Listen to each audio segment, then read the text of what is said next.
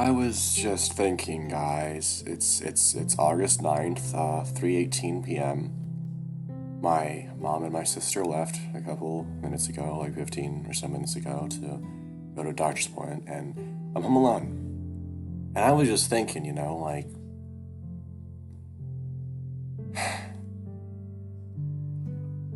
all the chances that I've had, all like the circumstances that I've been in, and how they could have gone wrong in the worst way.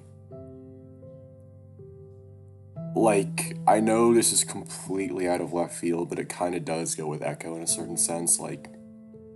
You never know when something horrible is going to happen. And you never know how that horribleness is going to affect you as a person. You just never know. And to me, I think that's one of the worst parts about even being, a living person, is that you never know. You never know what life is going to bring. And honestly, the most recent example of a scenario that could have gone absolutely terrible, in my opinion, is, well, very recently, actually. It was back in 2020. My mom was still dating, not really dating, but she couldn't get Kurt to leave the house because he was a piece of shit. And yeah, basically, he would get so angry. To the point he was banging on the walls and kicking shit. And every single time that happened, I was just terrified. Utterly terrified. And then I realized recently that could have gone so wrong. If he wasn't in half the control of his mind and his body, I could be dead or injured. You don't mess with people who are on drugs, especially not meth or anything like that. Good grief. Let's just jump into it, because yeah. Okay, so yeah, we're still from Flynn's perspective, which is basically going to be the entire rest of the route, just so you know. Which if I had to put a number on it, it's probably going to be about maybe 1 to 2 hours left. I don't know. We are getting close to the end, though. I know that much, and it's getting me. It's not making me feel nice, Probably an hour. No, not that long. Not that short. Probably. I don't know. We exit City Hall and are instantly greeted by a slew of faces. This is a load of fresh. No, that's not Micah. Micah, hello. It's Kudzu and Micah. Oh, both of them. Both of the husbandos, okay. This is a load of fresh. I don't know what voice to give him, okay? It's hard. This is a load of fresh shit, you know that? What do you mean when we say we can't leave? Everyone seems to be gathered around for an entrance. The headlights from half a dozen cars lighting us up. The headlights from half a dozen cars lighting us up as we exit. Most eyes are on Auntie. The air has this sort of smoky tinge to it, like someone's cooking something. I wonder if it's from the fire I saw earlier. Y'all came here because you wanted answers. Now you're gonna listen to them or not. I recognize most of the people in the crowd. Janice, Duke, Kudzu, Micah, Heather, Mark, and shit about a dozen more. Some of them look downright terrified. Others, like Micah, the klepto shithead from Tetanus Alley, just look pissed. Agitated by whatever the hell Auntie is saying. I can see Duke, the old widower who lives next to Leo, somewhere back by his car. He's not looking at my aunt anymore. He's fixated on Chase with this sort of 1,000-yard stare. In the back of the crowd, I see the lumbering figure of Leo. The side of us, he pushes his way through. No. You fucking insane batshit piece of fuck. I should have picked Leo's side of this because he wouldn't be absolutely insane, I'm pretty sure. I'm pretty sure if you listen to him, that isn't insane at this stage, but I don't even know. At the side of us, he pushes his way through. Otter! Leo beamed, dropping Chase in his arms, seemingly uncaring that half the town was behind him. I see Chase's face contort, the otter grimacing. He seems more disgusted than pained, especially as Leo begins to rub his large hands along his backside. You didn't need to run, you know that. I'm here. Chase manages to wiggle free, nearly stumbling back into a prickly pear cactus in the process. Leo catches him holding onto his waist. There's a lawnmower where Leo is just looking at Chase's face, his expression shifting from a wild smile to a more vacant stare. I got bit by a black widow. I'm okay now, but... You grew your goatee back. How'd that happen? What? Chase's eyes widen some and he clutches at the ratty-looking tuft of dyed fur on his chin.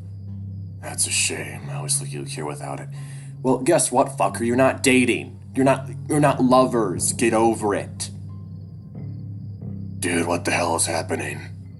Carl speaks hushedly to me, and all I can respond with is an astonished shrug.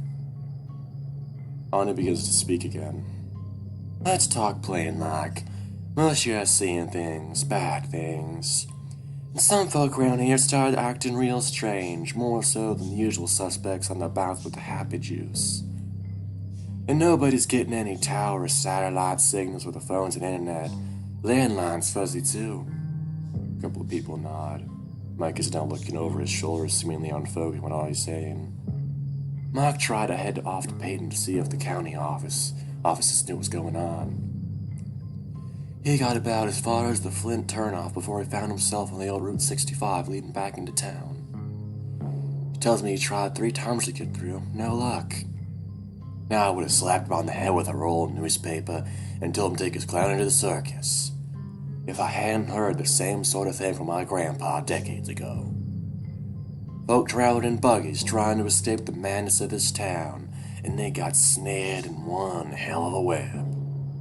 If you've been thinking your dreams have been getting real queer as of late, you ain't alone. It's been getting worse. Honestly, I was packing my bags to get out before it hit. I wasn't ready to leave. I remember telling Anya I wanted to stay for Carl's interview, but I also wanted to see if I could get to the bottom of shit with TJ too. So you're saying there's no way out? That we're in, what, an inescapable bubble? Sweetheart, it's like the tide. It goes in, it's pulled out. And sometimes it pulls stuff with it. My grandpa, God rest his soul, told me it was attracted to the uncouthness of man, the eyes and desires with which we cannot unshackle ourselves. Simple sin. Mournful across her face and shakes a deep breath.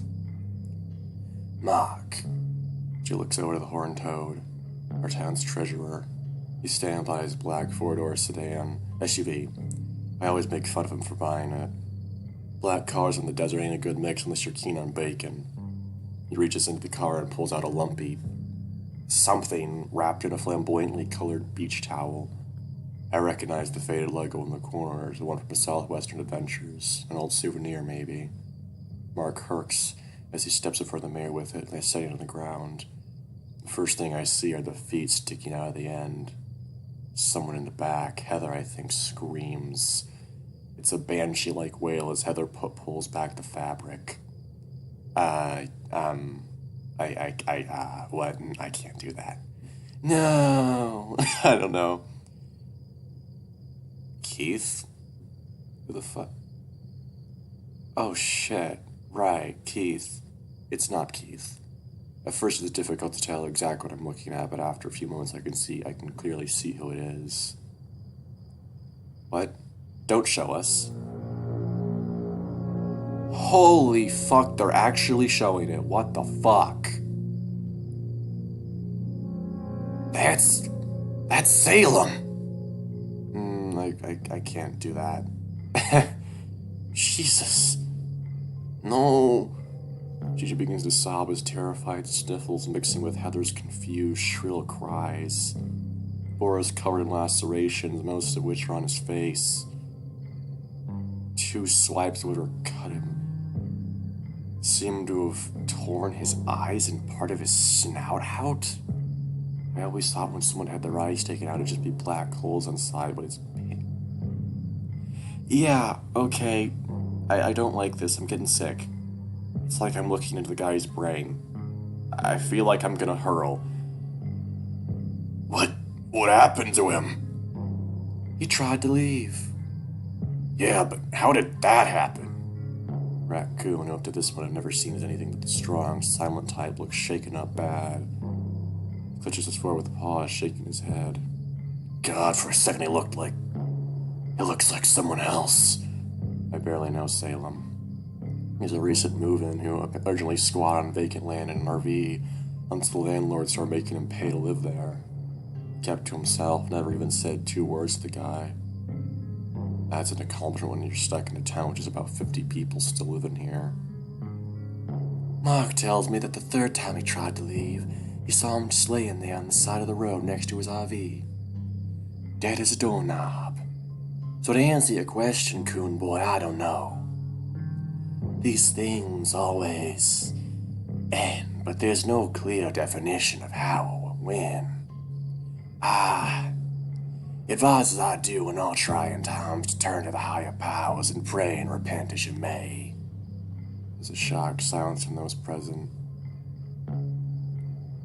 Daxton keeps shaking his head. Jenna tries her phone again. Micah stares off into the dark in the direction of the highway. I know how to make the vision stop. He steps up to Auntie, though he's not looking at her. Yeah, what's your proposal, Duke? Points a pink finger toward Chase. We stop him. Chase sort of half blinks, his bloodshot eyes aimed all in focus like at the scruffy weasel. What? I can't discern where that voice came from. This has all happened before. He looks toward Ani, who nods inquisitively. And it's only gonna get worse. It happened to my granddad and my daddy, and now it's happening to me. Well, me and the rest of yous. Dale's Miss Cynthia drove off into the desert. Clint and Jeremy are running around, shooting and screaming at nothing. Thing is, we've all got something after us. Something bad. Won't let you leave when it starts. What's after you? The raspy voice bat chimes out, still looking off into the desert away from the crowd. Duke's quiet for a moment, rolling a handmade cigarette between his thumb and index finger. It's always triggered by something. She begins to pace, still pointing at Chase. I seen you here last week before all the rest of your little friends showed up. Late at night outside his house. He nods in Leo's direction, both clasping Chase's shoulder protectively. Just standing there. For hours and hours. I didn't even be asleep to see you. That last line rings strange. Duke's saying it as if it made perfect sense. Chase's gaze shifts to his feet, his legs beginning to tremble. Hey, I'm not saying you did or that you were wanting this all to happen. He steps over Salem's body, approaching the otter. It's just that you gotta know something. Anything that we can use to stop this. 'Cause anytime I ask big old Leo here, he just got that glazed look in his eyes, tell me where I can stick my inquiries. That doesn't make sense. Well, someone told me that you would know. To this point, I see the black metallic shape sticking out of the back of the weasel's trousers. He's got a gun. Daxton Flynn has seen it too. Shit. He mutters, and I feel Carl step closer against me. Who? Someone I know. That was yelling, okay. He yells, leaning closer to Chase. Leo steps completely in front of him, ears down, with his fangs bared. It makes sense. Something bad happens, and if you don't fix it, it won't stop coming after you. Leo lets out a deep guttural rumble, looking like a fail ready to pounce. Duke holds up his paws, smiling uneasily. This is all real timely with your friends showing up.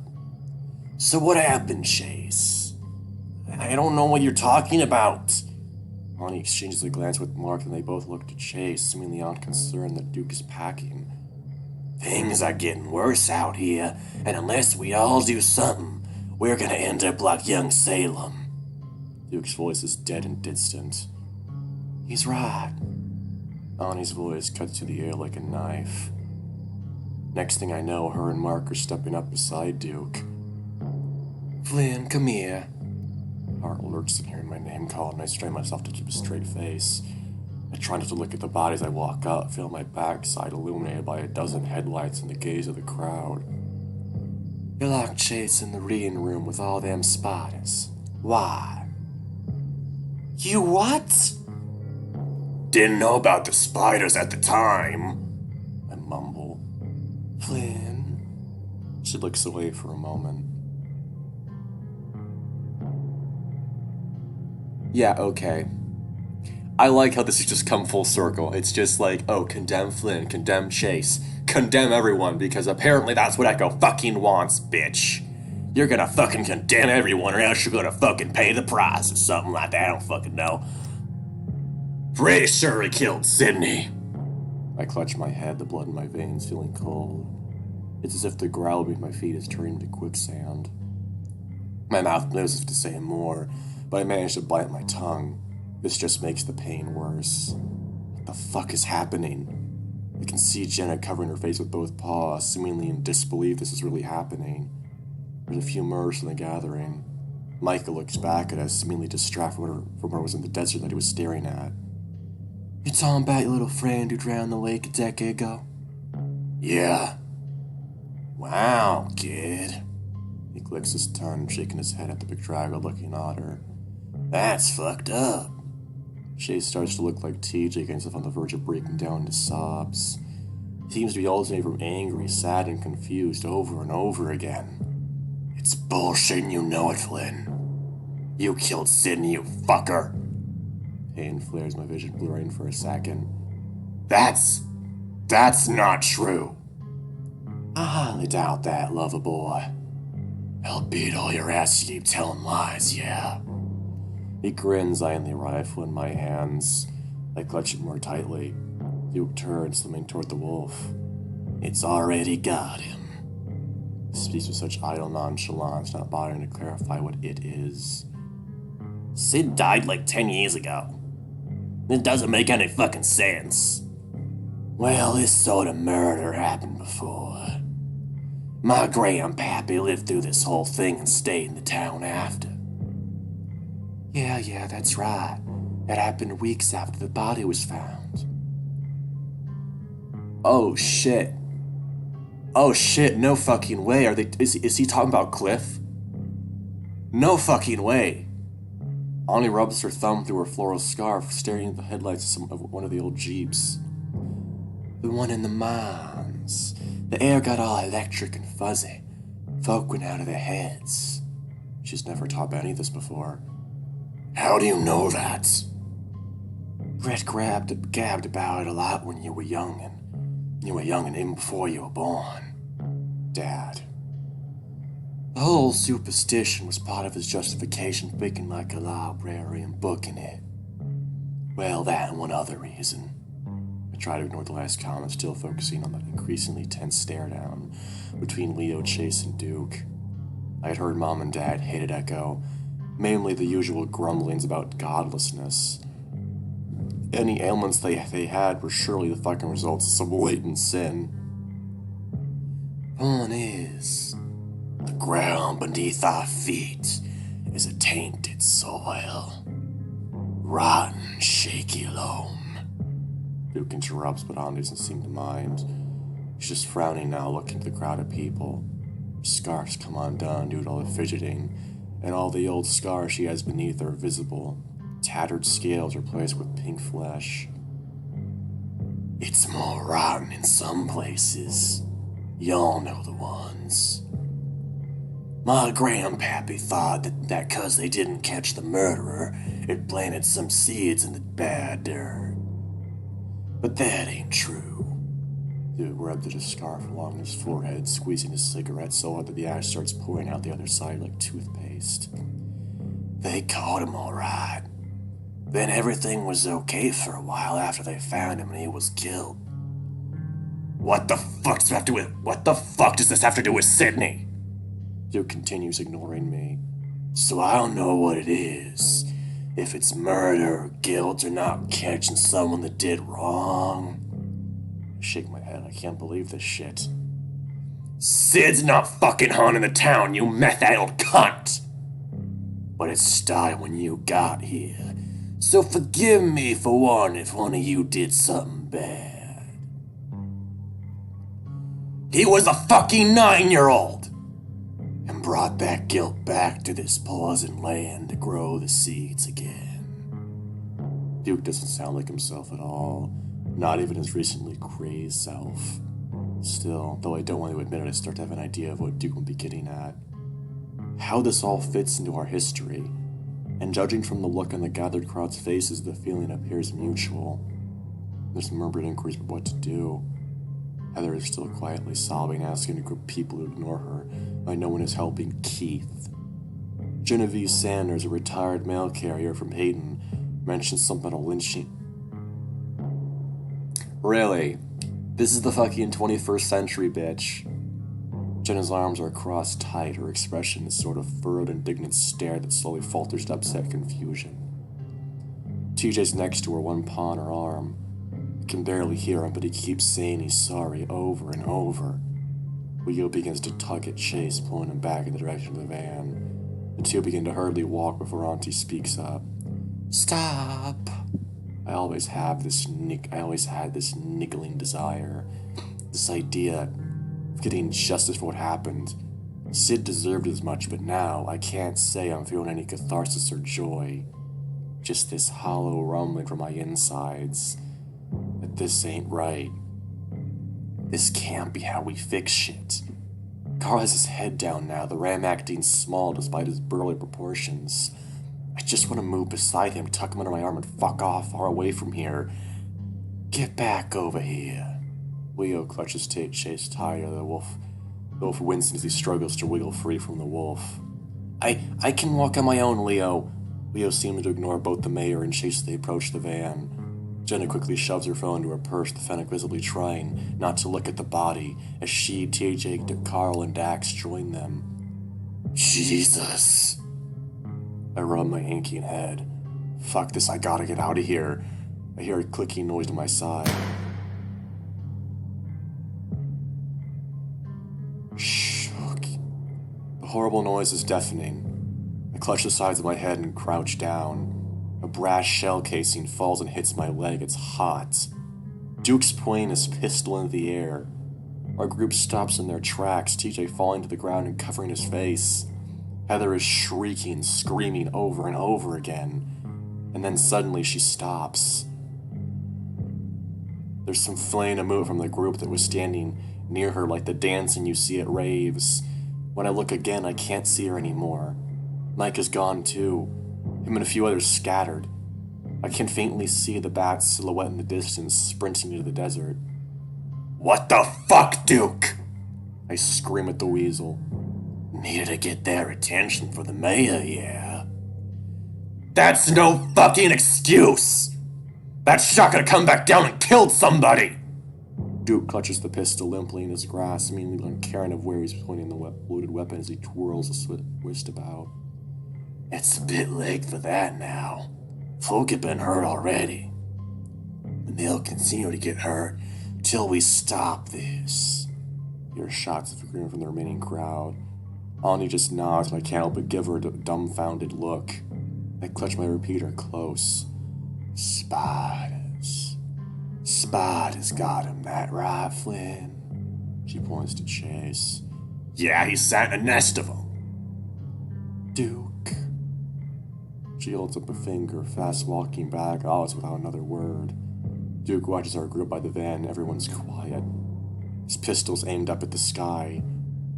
After a minute, she returns with a piece of faded paper clutched in her hands. There's some old tummy writing on both sides of it. She holds it up to Mark and Duke. Mark uses his cell phone as the lights begin to read, Duke lowering his gun. I can see Jenna moving by the edge of the fan. She's motioning toward me, then Duke. What does she want me to do, disarm him? One quick chop of the wrist, that'd do it, I guess. I'd have to drop my repeater, though. I really don't want to risk that, at least not yet. Surprisingly, Chase speaks up.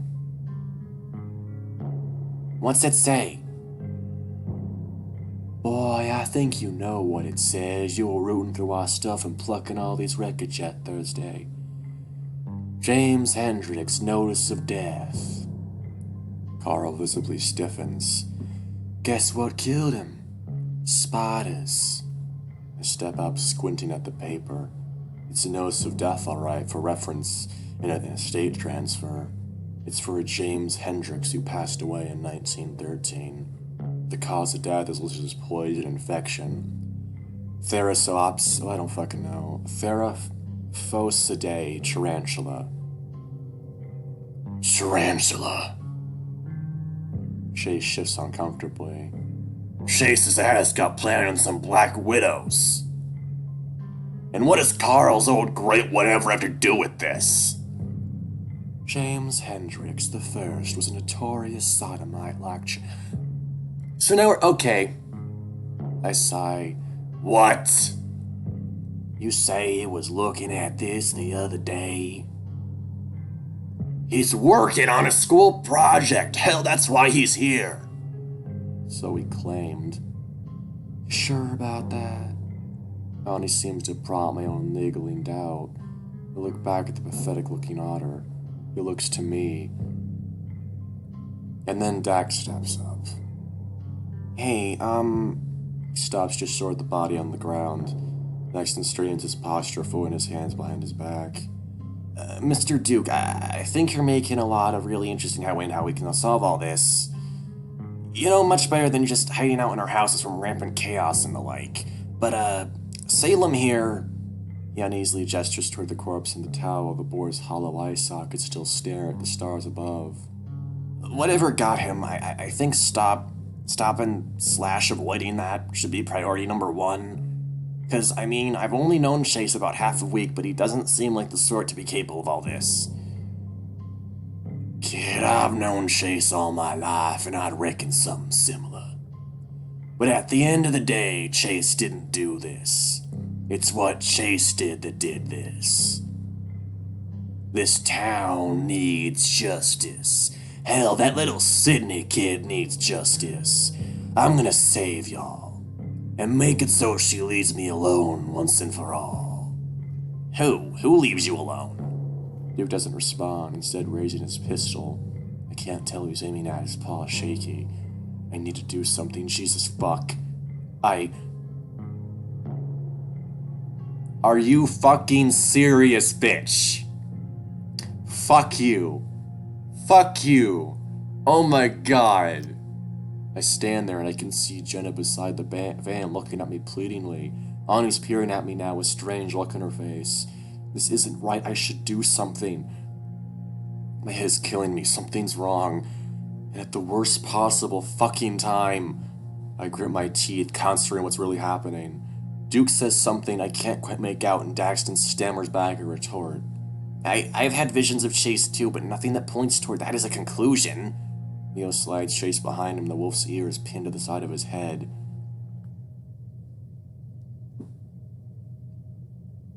Fuck. Fuck me. Okay. Okay, this is fucked. You're getting saved, and we're going back, cause yeah.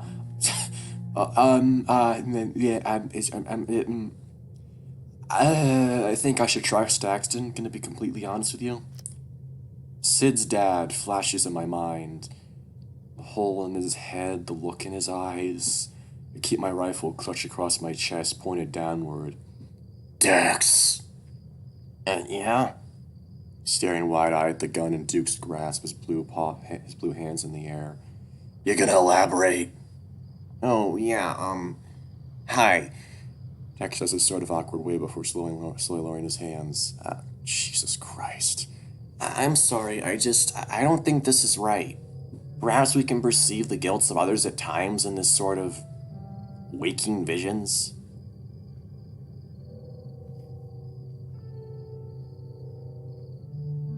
What the fuck? That's the Adastra music. You mentioned you see her. I don't presume to be knowing her who... I don't presume to be knowing who her is, but it also sounds like you got baggage too. You're testing me something fierce. Move, kid. Daxton flinches and I gingerly take a few steps closer to the weasel. We, needn't put all that in the open with the details. I'm just saying, to assume that this is all caused by Chase here is perhaps overstating Chase's importance. And killing somebody, or even just letting them die, might be fueling the madness at hand. In my dreams, the ones with Chase in them, Nothing's pointing towards some deep otherworldly call that needs to perish. Even you, Miss Mayer, you can see the logic in that. Ani stands with her hands on her hips, lips pursed. Of course it would be the fucking Adastard theme, fucking hell, mate, really? It's the... And what counters madness? Logic. Paxton smiles uneasily. Shoot them both! Someone in the crowd yells. I step over and smack Duke's wrist, the gun falling to the gravel beneath. Next thing I know, Leo is sprinting across the gravel parking area. Wilf tackles the wizard to the ground, striking him in the jaw with a free fist.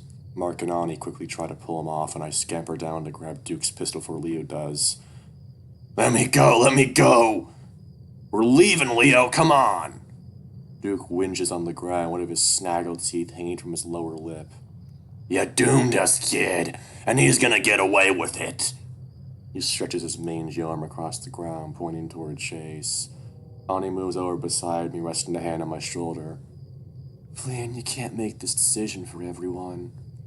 There's something wrong with you. I can't believe you entertained this fucking meth head's proposal. I used to think you were a good person, you know, but fuck that, witch trials it is. I spit in the ground. Ani lowers her hands and begins to fidget with her scarf, her gaze shifting downcast. Used to think us Moors were immune to all this sordid business. But I don't think you are. Not anymore. Be careful, Flynn. She turns, walking back toward Mark, who is busy rewrapping Salem's body and bringing him inside. It's rare to see her look so uneasy. Trying to run a shit town like that, you get thick skin for shit crumbling around you, but nothing like this. Daxton quickly helps Chase into the van, and the rest of the gang follows. I basically have to drag him by the shirt to get him to come with, the wolf snarling and swearing in his native tongue the whole time. Oh boy, it's Sunday. It's fucking Sunday. Oh, hello! Hello, hi there. I stare into the rearview mirror, watching for any signs of taillights in our wake. Leah's driving, of course. Carl's feeling woozy after everything that happened. I wish I was sitting in the back with him, but unfortunately my legs are too long. That and Leo's van is clearly not designed for folk with thick tails, so I gotta sit with my cheeks straddling the edge to make room. He's sitting between Jenna and TJ with Dax and Chase in the back. There's been some chatter about what happened and what's bullshit and what's not bullshit. TJ's the only one's been quiet. Though one thing is for certain, with everything that's happened, everyone seems pretty focused on getting out of town. Leo doesn't floor it like I expected him to, but we move down the bench of the mountain and through the town speedily enough. I see Jenna look out her window intently, and I can only imagine it's to see if she can spot Jeremy, maybe even her mother. Dude, I don't feel good. She just got bit by a black widow. He's been complaining less than you, Carl. Speaking of how are you holding up on her? Chase gives a half-hearted thumbs up, the mustelid's forehead resting against the side of the window. Carl, just puke on the floor if you have to. I don't think Leo's gonna stop. Carl leans over and puts his head between his knees, groaning. That gets TJ's attention. He starts rubbing the ram's back slowly. You think smoothies probably aren't too bad on the way out? TJ frowns. I turn the dial on the radio, but like the cell phone signal, I'm not getting anything. For now, I just turn up the AC and aim it up toward my face. My head's still throbbing up a storm. This feels like a dream, doesn't it? Leo speaks softly, too quiet for anyone behind us to hear. I wouldn't know. You put Chase in danger. Oh, God. I cross my forearms over the dashboard and lean my face into them. I also saved his ass. I keep my voice low. At the corner of my eye, I can see Carl peeking up to listen. Doesn't excuse it. 7 years ago, I swore to Chase I'd fuck up anybody who put like what you just did. I'm not in the mood for this shit, Leo. You want to hit me? Sure, whatever keeps your alpha dog juices flowing. Leo goes quiet for a second, seemingly not having expected me to relent. You're gonna stay away from him then? Gladly! Don't know if I believe you. Jesus fuck! I can see him begin to fidget with the mirror, squinting at it for a second. He pushes the cab light, and the interior of the van is quickly illuminated in this sort of too bright amber glow. What is it, Leo? I push myself up, Leo's still staring at the mirror. Chase, you shaved again. Daxton screams. What the fuck? I and the others quickly turn around and see what the commotion is about. For a split second, I think I see something fading in between the seat cushions between Dax and Chase. It's this blackish-brown silhouette of a person. It reminds me how, when you stare at a light for a while and close your eye, you can still see it for a moment. I blink and it's gone. You saw that, right? What in the Sam Hill? Tell me you saw that! I don't know what I saw. Carl's rubbing his eyes. I didn't see anything. What happened? God damn, I could feel that thing. Daxton looks to Chase, who's clearly kind of out of it at this point. You remember when I told you about how in the dream thing I could feel your fur? It was just like that. Really? Huh. Chase sounds nonplussed, the skin around his eyes a bit pale.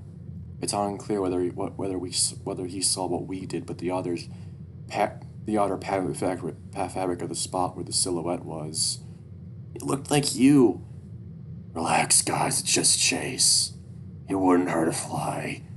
Chase, the real Chase, groans. Yeah, sure. His voice is still weird and high-pitched, and it kind of seems like I'm the only person who's noticing it. No, Leo, I'm talking about the fact that there were two frickin' Chases next to me. Chase, do you know what's happening? The outer grimaces some as he rolls his neck to look at me. It's the hysteria, man. It's like what the mayor and Duke said. People see stuff and go nuts. I'm just glad I'm not the only one seeing this stupid shit anymore. So you're telling me that this is the sort of collective psychosis that all are witnessing hallucinations of the same thing? Dude, I've been on acid before. You can at least tell that something weird's happened to your body when the stuff starts popping up. All things considered, I'm like, okay, and could still see whatever the hell that was. Carl shifts nervously in his seat, the ram looking uncomfortable, with having his back turned to the now empty space. It's like shadow chase? I saw it in the rearview mirror first. Leo's still looking in said mirror. Fucking fortunate we're on a straight shot road now. He visits a lot. Jennifer raises her brow at the wolf. Leo. She pauses, noting the vacant look in Leo's face. You want me to drive for a bit? That's funny. I'm serious. So am I. Well, let's try not to think about this for now. That's a bit of a tall order. Jenna shrugged uncomfortably. It's your choice. Can't we just change the subject? A few minutes later, we're already passing the lake. So is it Sunday already? Sunday morning. That's what the clock says. What a fucking day. I don't say anything in response. We never got to ask Glenson about the thing. We could always go back and ask. What? No, He's kidding, TJ.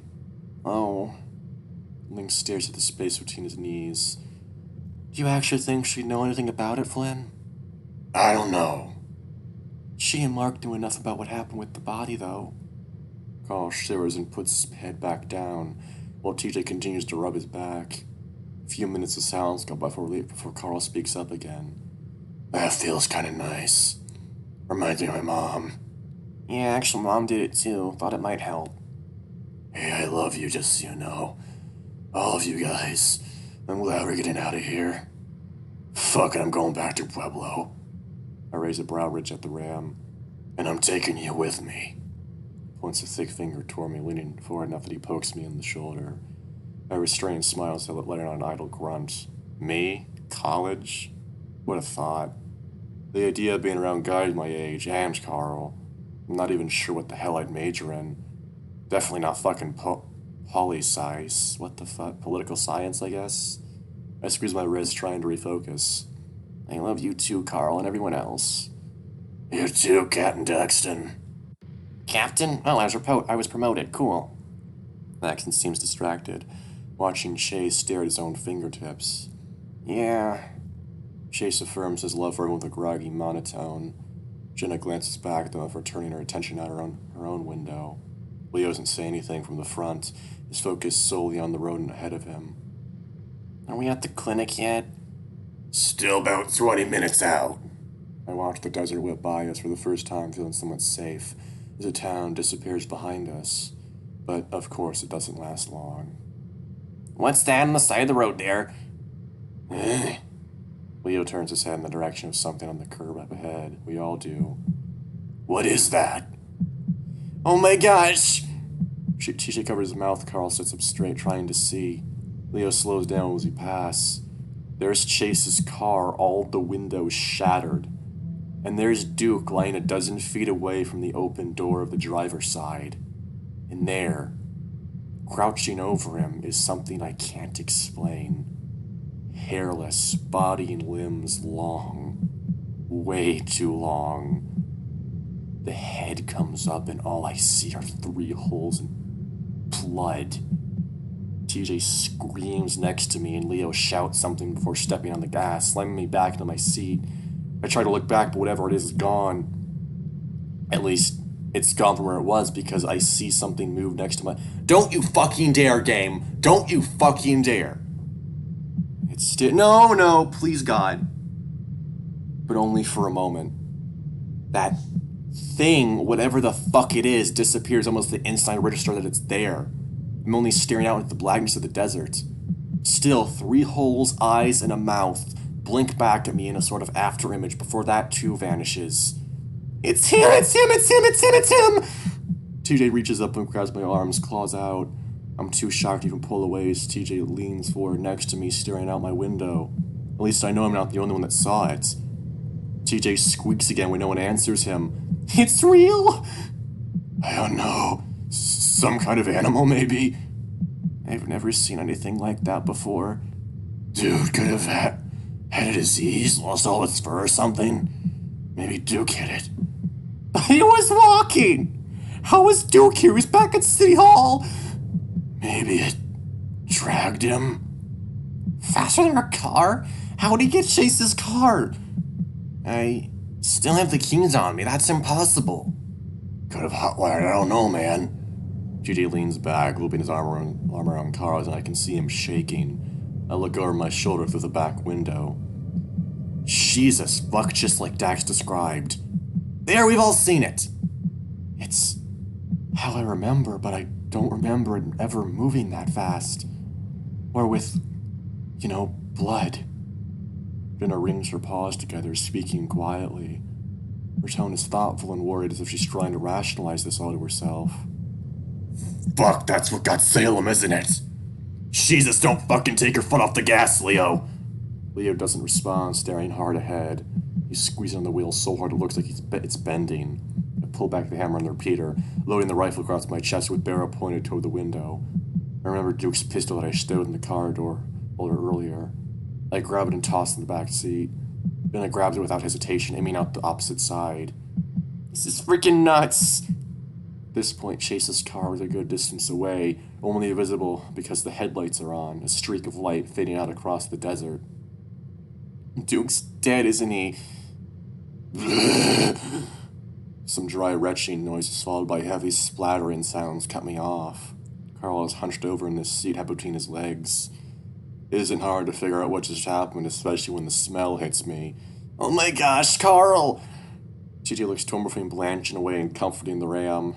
Carl comes back up, looking like he's about to say something before diving forward again. A much louder retch followed by a much quieter plopping sound follows. I grimace feel my own stomach roll.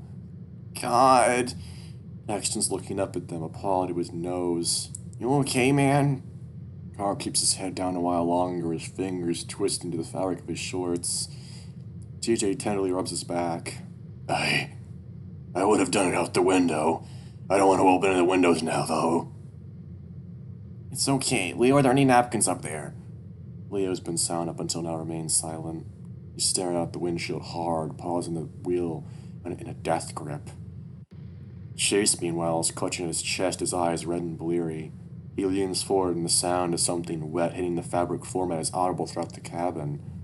Chase's puke sounds much less wet than Carl's. The retch is more grotesque. I can practically feel the bile in my own esophagus. Daxton stops what he's doing and holds Chase. Fuck! The otter managed to expand between the bouts of puking. Drink some water! During all of this, I'm still glancing out the windows. Not head on, though, because I'm honestly fucking terrified I'm going to look straight into those eyes again. We drive in silence for the next 5 minutes with no creature in sight, thankfully. But I don't know what to think right now. There's no way what I saw was some animal like Carl implied. The way it moved, the way it was crouched, and most of all, its face.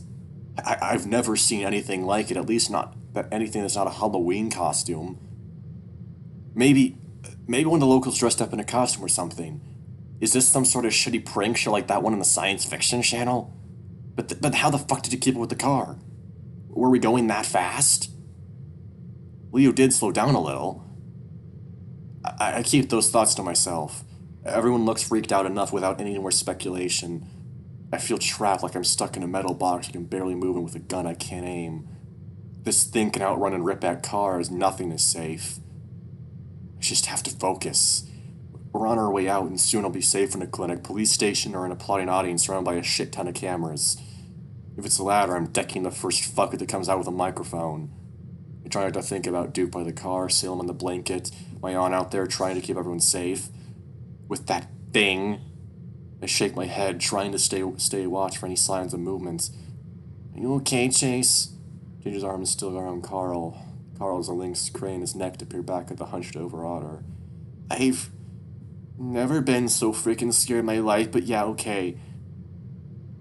Chase grasps his throat and neck, wincing heavily. It's getting harder to breathe. Hold on, Chase. No. How can... What?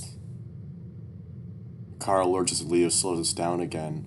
I squint my eyes, attempting to peer past the glare of the headlights, reach into the darkness beyond. But I don't see anything, just the road stretching ahead of us. From the back seat, Chase's croaking, high-pitched voice pipes up. What's wrong?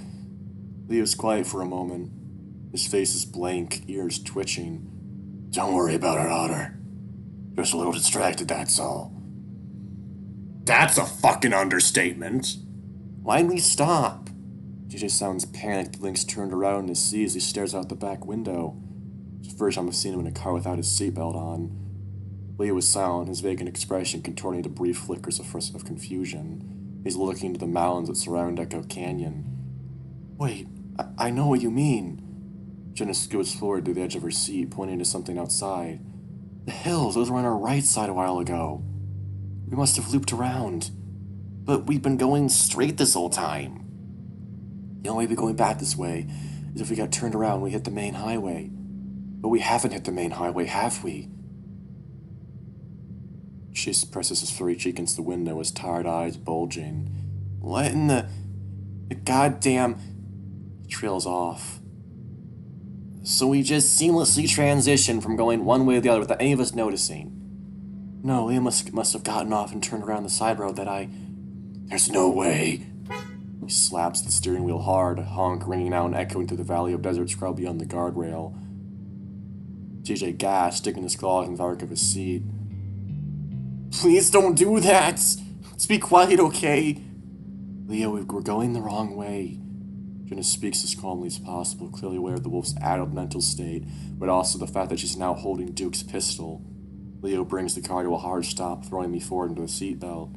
Then he does a quick three-point turn, shoving me right then left before I'm smacked back into the seat. Leo accelerates again.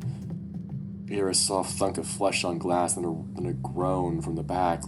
Chase rubbing his face with a sore-looking nose. Injury upon injury. You okay? No.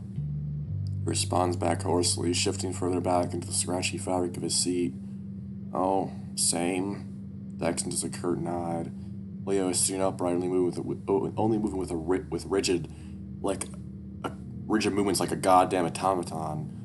We both stare out the windshield, eyes to the horizon. It's clear that Leo doesn't want any talking, so we're all quiet. Even in the silence, I can feel the growing unease from behind us. Those behind us, the trembling of muscles and clicking of claws. I try to block it out, to just focus on watching what's ahead. All things considered, it's not so bad as long as I can keep the fear from clouding my mind. Though that could be said about most things in life. We just have to keep driving to get out of this fucking town. We can't get sidetracked again, especially with that fucking eyeless thing around. I wonder if it heard the horn earlier. Focus on the mountains now, making sure that they don't disappear. They slope down and up gently under the moonlight, speckled with dark spots of rock and vegetation. Vaguely, I remember the back when I was younger, leading Sydney around the bend, entertaining his explorer fantasies. I brought my BB gun and I'd run around, shooting at mesquite trees and looking for signs of lost native treasure. I told him that the pioneers thought there was a city of gold buried beneath the mountainous topsoil, waiting to be unearthed. He fucking loved that, even brought a little trench shovel too, as he put it, to dig his own mine. Pretty sure he thought that was the whole reason for Echo's old mine, to find the city and shit. It wasn't a complete lie either. The Hassit tribe supposedly told the conquistador types that treasure and riches were stored aplenty in the Meseta territory around here centuries ago. Of course, it was so they'd fuck off and bother their rivals instead of them, but the prospectors did eventually find gold in the mountains. All Sid ever found was some feldspar and alabaster quartz. He kept a whole collection. I blinked, staring out the window as the mountains just disappear, slope down to nothing. I squint, then I look out Chase's window in the back. Sure enough, mountains. Leo! Don't worry about it. Leo speeds up instead of turning around, though. Dude! What are you doing? DJ's claws come out against my skin again as he gets that scared cat look in his eyes. Leo mumbles mostly to himself. We're just confused. There's no way this leads back to Echo. Leo, slow down a little. Leo lets a small growl. On a small growl, and I instinctively clutch my rifle a little tighter. This is getting out of hand. I honest to God don't have a fucking better idea. I'm gonna keep going till I see that car we passed. Tone of Lee's voice keeps any of those in the back from arguing. Though I hate to admit it, something about his demeanor actually shuts me up as well. Another minute of driving, more awkward silence, then Leo hisses through his teeth. Straight ahead of us, a sign. What? How in the shit? Echo Mine, Danica entrance.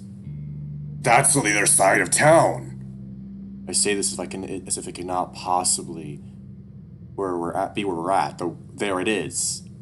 It stands about 8 feet tall, faded wood with that touristy Wild West font placard that the county commissioned a couple years ago. The sign's only real because our headlights are right on it, the original solar face lights having been destroyed by junkies a year ago. Leo thins lips, driving right past it. The minutes pass and it becomes increasingly difficult to place exactly where we are. On this side of town, I can see the smoke from earlier more clearly, too. The smell, like burnt charcoal, seeps into the cabin through the AC. Leo, can I drive? I have better eyes for night stuff. No offense, of course.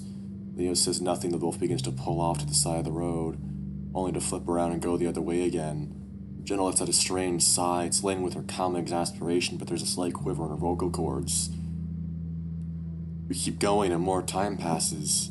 Daxton mutters something I can't quite make out to Carl, who's been oddly silent, his paws over his face. I occasionally catch Chase look at me in the rearview mirror. Despite his shit with spider bite, he looks more, well, animated than I've seen him in a long time.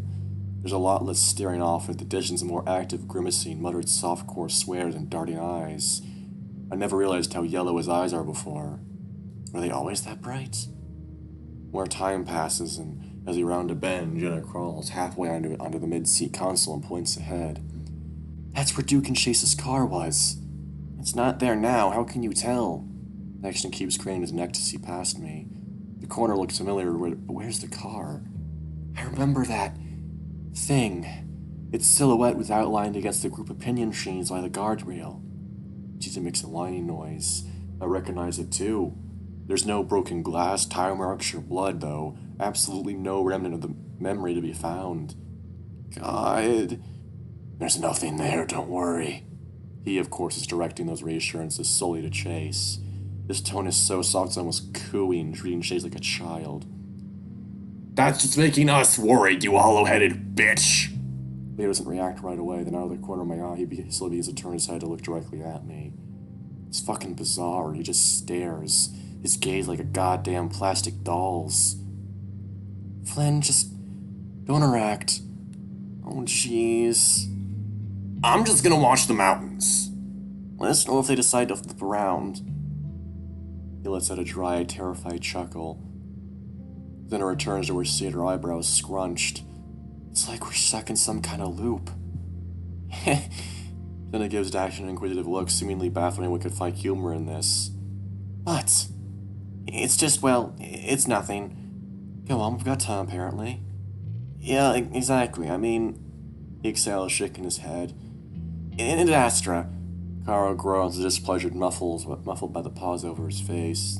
Some kind of... It was always the go-to line for Captain Amicus whenever he encountered something he didn't quite understand.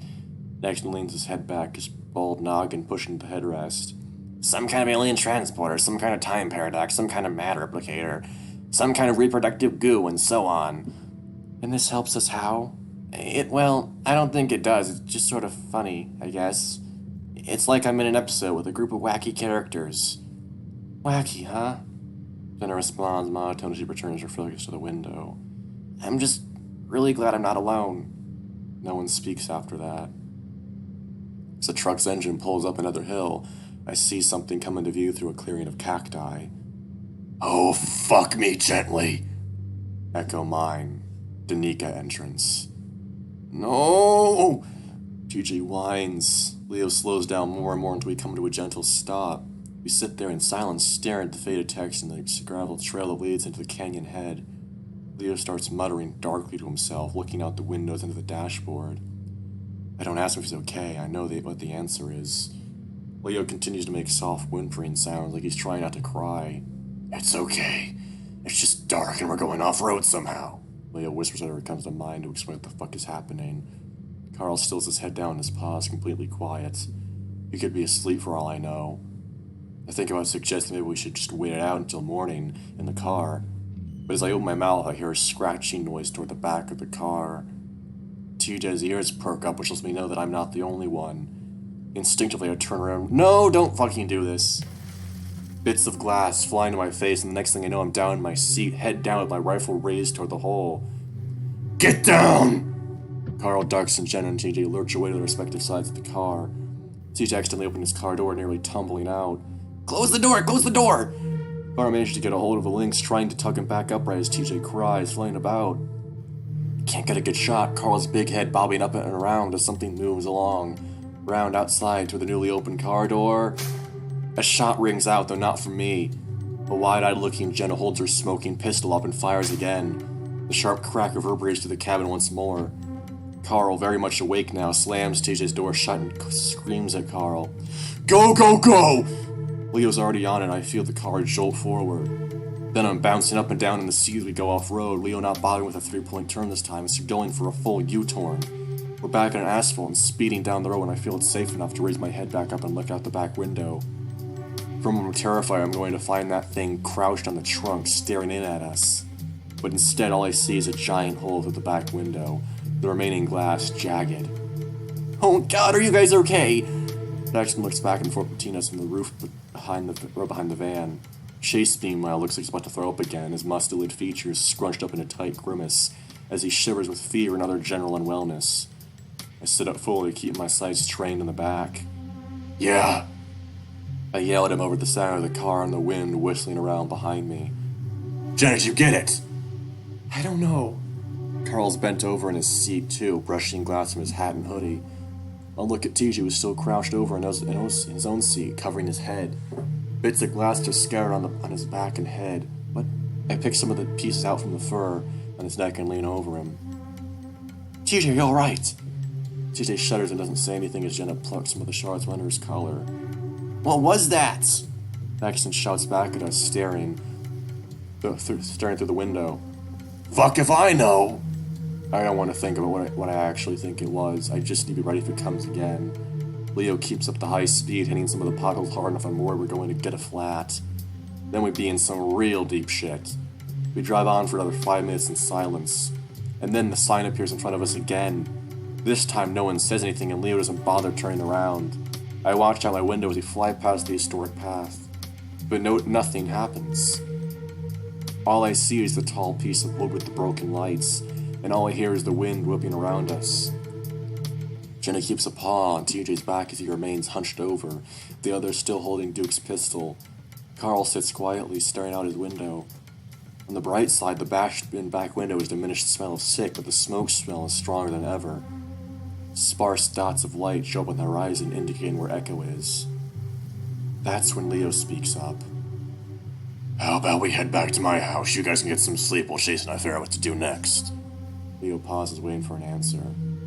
What? Sure. I'd rather not meet the same face that guy in the blanket, yeah, I'd reckon that sound. I should lay myself onto one knee in the seat, the old thing creaking under my weight. I have to hunch down low so my head isn't smushed against the ceiling, quietly praying that Leo doesn't hit any serious bumps in the road. There's a sinking feeling in my stomach at the thought of going back to Echo. Part of me wonders whether Duke and Chase's car are still there. We just imagine that whole grisly scene. Oh, fuck me. Oh no, what the fuck, man? Ugh, God. I stare out my window, watching the hills move slowly by under the moonlight as we turn on Lake Emma Road. Maybe taking one of the mountain roads out of town will be worth it. Whether we have enough gas when it happens.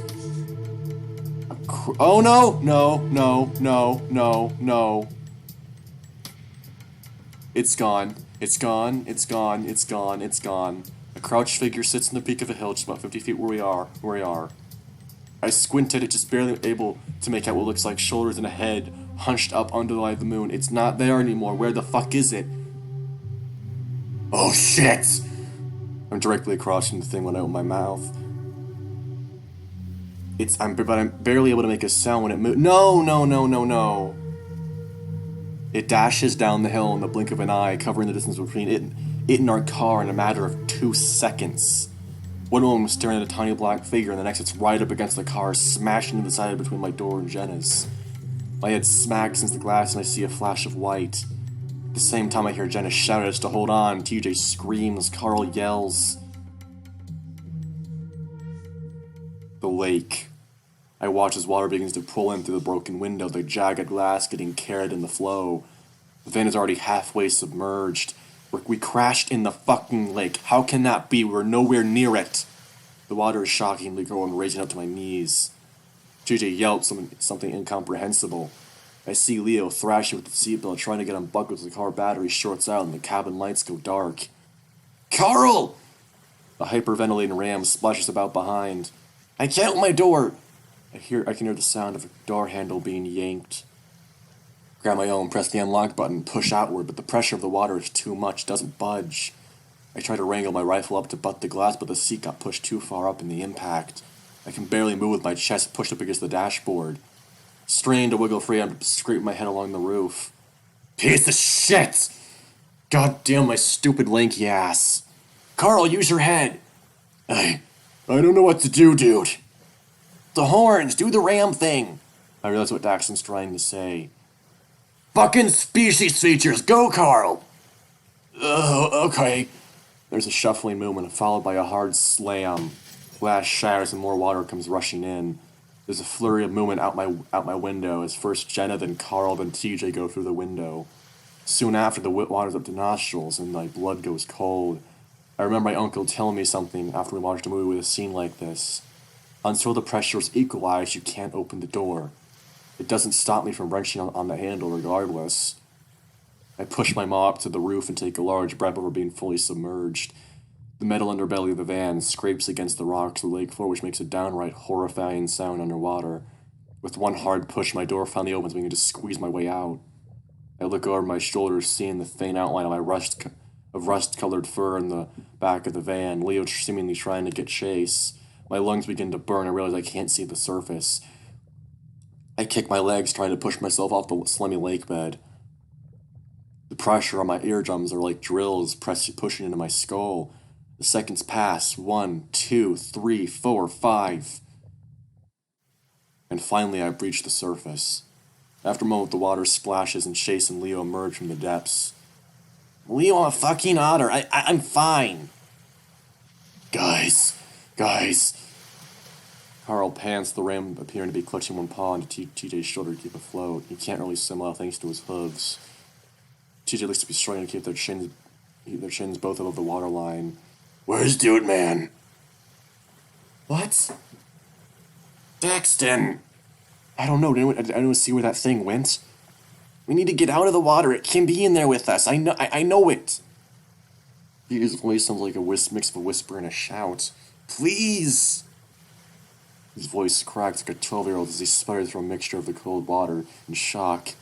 I look around the mass of bobbing heads that surround me, but neither Daxton or whatever attacked us anywhere in sight. In fact, land is like 100 yards away. How in the fuck? Daxton! Dax! Carl, you need to stop yelling. Jenna's tone is hushed but firm, the wet fennec looking like a soggy mop in the moonlight.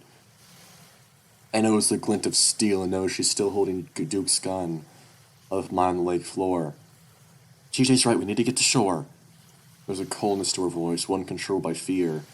It takes her a moment to realize what she's saying, and a horrible contortion of worry and guilt crosses her soaked features. Chase, can you get him? I don't know, I don't know. No way, you're in no condition. TJ looks down, opens his mouth to speak, but nothing but whimpers escapes him. Fucking hell, he's probably still all the way down the van. We gotta get him. He's a salamander. I know his kind can hold their breath a little longer than we can. Yeah, I don't know why the fuck he'd dawdle, though. Shake's the only fucker who can hold your breath that long. He can barely breathe as it is, Flynn. I'll do it. Carl pushes himself off TJ. I sink like a stone anyway. See this fucking stupid? I swiftly doggy paddle my way over, grabbing the ram's arm and forcing it around my shoulder. Yeah, you fucking will. Now's your stoned ass gonna get the both of you back up. I think I can. No, we need to get you to shore. I noticed Leah's paw wrapped around Chase's waist, preventing the other from diving. Daxton's down there and everyone's acting like a complete bag of assholes. God, fuck it! Carl, try not to sink. The ram blinks like I push away from him, but then nods in understanding. Oh, I'll be fine. Jesus, good luck, man. I take a deep breath, rolling my shoulders forward, begin diving down. I have to fight my body's own natural buoyancy to keep from returning to the surface. I kick hard. I make myself open my eyes, and the first thing that hits me is how dark it is. Here I am, forcing myself to go deeper into this frigid nothingness like I know what the hell I'm doing. The pressure builds up again around my skull. I don't have time to acclimate or any of that other diver shit. I'm tall, this should be easy. I just need to grab onto the van. It wasn't that far down, was it? Except I don't see the van.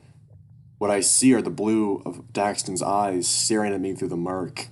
I can't even see the rest of him.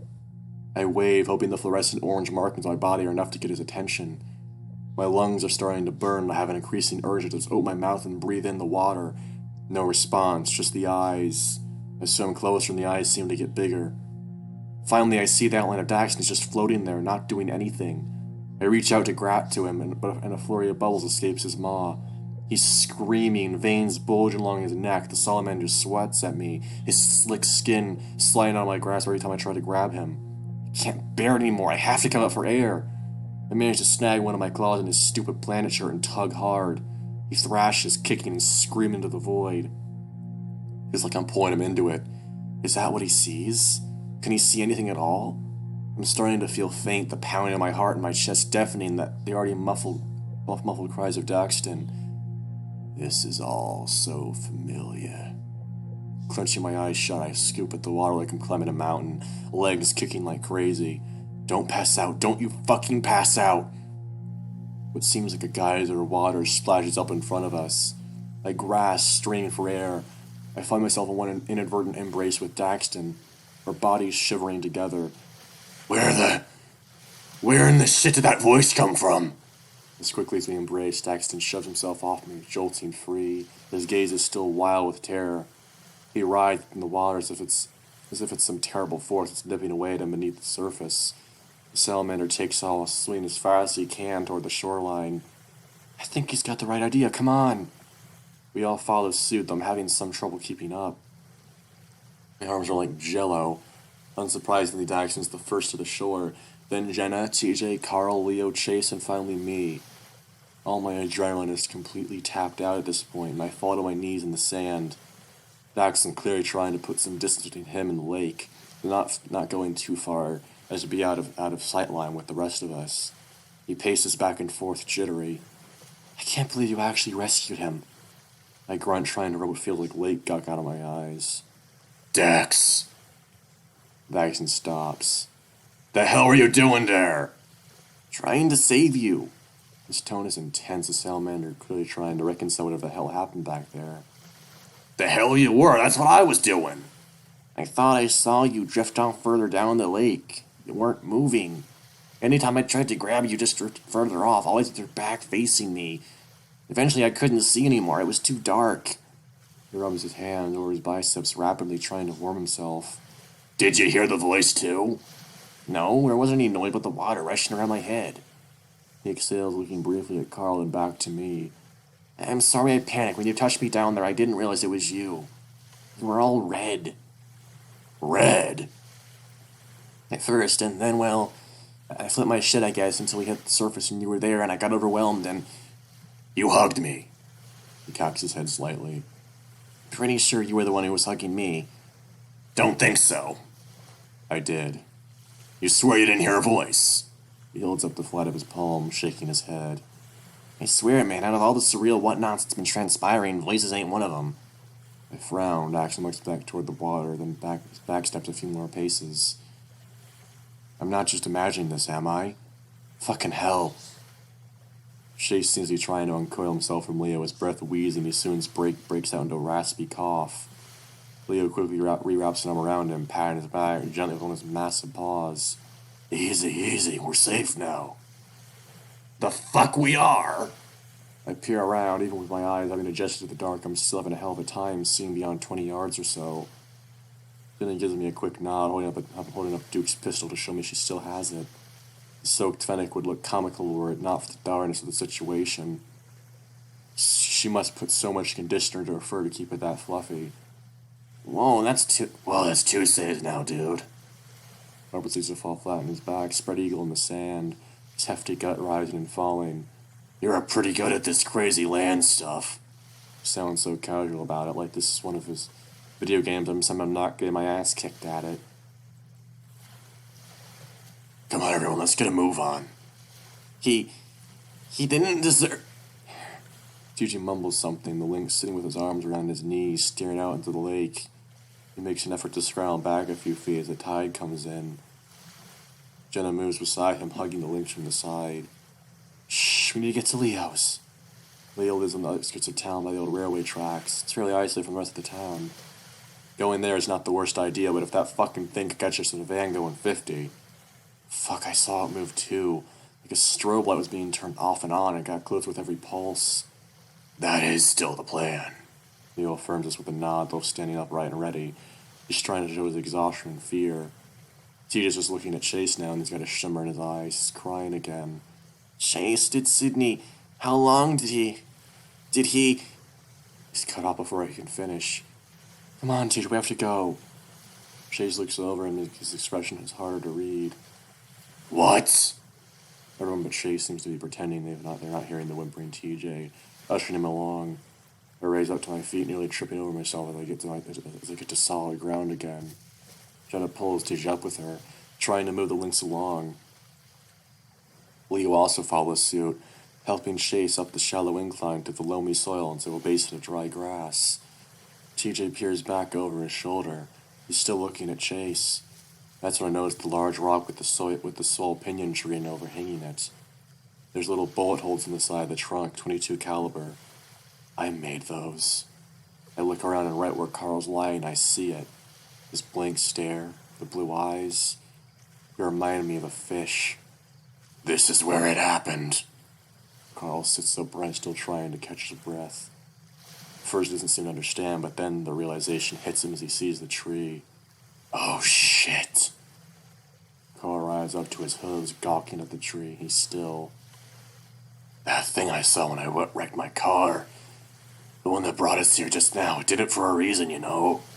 I mean, I used to think my house was haunted. That it comes with the territory of big spooky mansions. But maybe it's us. Rich thinks out his pod with surroundings. I assume he means the whole group. I sigh, feeling rather vulnerable out in the open without my repeater. This hysteria, it's affecting everyone. The whole town, everyone goes crazy in their own way. So what's my aunt always told me. It even got her in the end. I wonder if she's okay or if they found some other poor schmuck to blame the end times on. And why we're all seeing this. He gesticulates with a swirl of his hand to the tree in the lake itself before letting his arm fall limply at his side. We're all here for a reason. We meet each other's gaze and Carl still lets out at a small chuckle, rubbing his face between his horns. Unless I'm just imagining you seeing this. I let a puff of air and rub my face. You're dreaming about me, huh? Seems like it. He shrugs. Next time, cut out the organ, we're going to bed, yeah. I haven't seen a single zombie. It's bullshit. He looks toward the lake and sombers. Just kidding. Yeah? I'm not immediately sure what to say. In the distance, the group looks to be trudging through the dried-up reeds and heading toward the train tracks down the pass. They're not waiting for us, which I guess is understandable, knowing Chase's condition.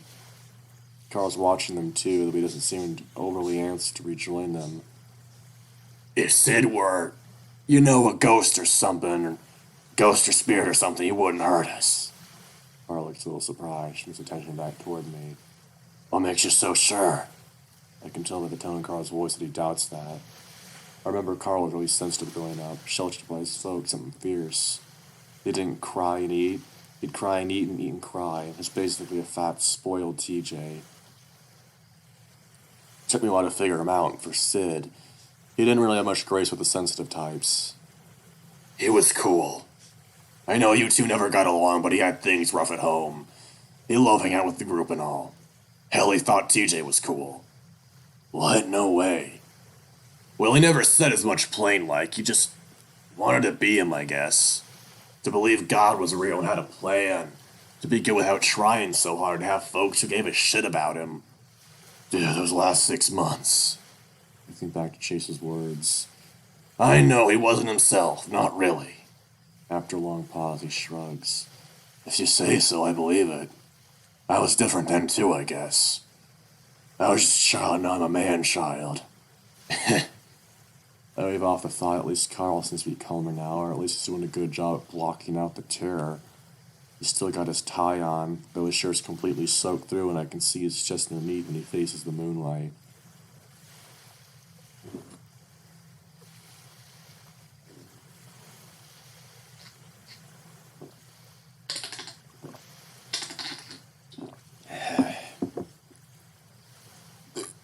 Gay grief. Man, if this wasn't real. Anything you want to say to not real me? Without hesitation, Carl speaks. Not a real big fan of fishing, dude. I furrow my brow at him and sigh before beginning to trudge through the sand after the others. You can't even see them now. They must have picked up the pace. Dude. He stopped, his voice is soft or apologetic. But I like when you take me out, even if it seems like I'm whining the whole time. There's no seems like about it, you do whine the whole time. A brief sad smile across his thick muzzle. You guys are still here? The salamander repeats it worriedly. Carl and I exchange glances then nod. Good, that's good. I lost the group. I don't know where Leo's house is and they kept walking faster and then they just... Jackson toys with the zipper at the bottom of his hoodie. Must have gotten ahead of me. It's okay. I think we're supposed to be here. Right, dude? Carl looks to me. I cross my arms, unsure how confident I feel about this whole tapping into paranatural hunches. I don't know, it's just a feeling. The thing could have killed us easy like and didn't. Instead, we're here. So, where is here exactly? Where our friend died. Well, where he drowned and later died in a hospital. Carl's bluntness takes me off guard. There's no coldness in his tone, though, just the truth of it. That's terrifying. I'm sorry I asked. After all, he speaks again. And sorry for your loss. I feel like this past week I've just been a dingleberry on you guys. It's okay. It's cool you're here. Everyone goes quiet. Daxon occasionally looks over his shoulder to see if there's any sign of the group, sending with someone back for us, but no such luck. I'm starting to realize how exhausted I am. Coasting on adrenaline for an hour straight will really take the wind out of you. I lower myself first to a squat, then sit cross-legged in the sand. Despite all the water and vegetation, the air still feels kind of dry and smoky. I wonder where the fire's coming from. No response. I look over and Carl and Daxon are sitting together watching the tide. They look as tired as I am. What do you want to happen here? Carl eventually speaks, his tone drawl and somewhat monotone. I look toward the tree with all the bullet holes. I want to know what happened. They're gone? I spy the aspirants of Carl and Dax in the sand next to me, they're nowhere in sight. I quickly rise to my feet, hesitant to call out to them, but knowing what happened earlier, I move up to the top of the hill next to us, stepping through the dry grass. As I look around, I see no moon beyond the rolling tide of the waves, illuminated only by the slight moonlight. Fuck! My whole plan of waiting here for something that happened seemed a whole lot better when I had others around. Now that I'm alone, unarmed, my gall is starting to fucking wane. They must have went to Leo's house. I mean, surely they'd fucking wake me first, right? Did I even pass out? Felt more like I just blinked and then bam, gone. For a moment it feels like something's tugging the back of my shirt. I turn, expecting to see the bulbous face of Carl at my side, but there's no one there. Hey assholes, where are you? I let out a harsh whisper directed at the desert scrub around me. Again, no response. I sigh, rub my palms over my face. There's no choice, gotta get to Leo's. My gaze drifts back to the beach and the bullet-ridden pinyon tree. I'm stuck with a strange sense of solace, as if the spot were somehow tranquil to me if the circumstances were different. For now, I take stock of what's still in my soggy pockets. Keys, phone, dead as hell, probably fried, and an old granola bar wrapper. With a grunt, I make my way off the beach and toward the rail tracks. I follow the familiar route, passing the occasional abandoned freighter car. It's been about 15 minutes and so far no sight or sound of the gang or any other miscellaneous townfolk. I inadvertently find myself walking on top of the rails, balancing like a kid again. It kind of keeps the edge off and softens the noise of my footsteps, but ain't very time efficient. It feels like by now I should have been able to see Leo's house, but so far nothing. It isn't until the tracks, dead end, perpendicular to the highway, that I realize I'm being fucked with again. I stand at the edge of the pavement where the old bike lane has been overtaken by weeds, pavement crumbling to gravel. I would hope that the spatially fucky shenanigans would end once we exited the van, but goddamn, why would it? You're going the right way. The back of my skull tingled and I cut my hands over the sides of my head. That wasn't my goddamn thought. To Leo's? I ask aloud like the fucking loony I am. I wait. No response. I clench my fist to my sides. Fuck it! Fuck this! I take off in a run down the road, keeping the power line to my right. I run mindlessly, knowing damn well the nature of the loop, but trying not to think about it. I'm not usually the sort to do my running echo on account of the centuries worth of broken glass that lines the sides of the roads. That and the fact that the sight of a 6'7" Gila sprinting tends to naturally raise alarm, even with folk who already know who I am. Somewhere between 30 minutes and an hour passes before I see something ahead. I stop somewhere along the center line of the widened old highway, the cracked asphalt feeling like it's chipping away at my already blistered heels. Well, shit. Here we go. Yeah, we're reaching the end.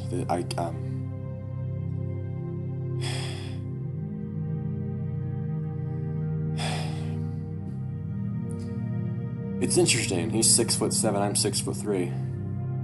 I stare at the faded red building. My truck is parked in front for some reason. Why the fuck am I here? Right. Why do you come here? The voice in my head is clearer than before, like some harsh whisper coming from inside the back of my neck and slicking its way into my head. It almost feels like I thought the words myself. Is that a fucking clue? It's a mystery. My thought was rhetorical and hearing it respond so aptly takes me off guard. I clutch my throbbing head in both hands.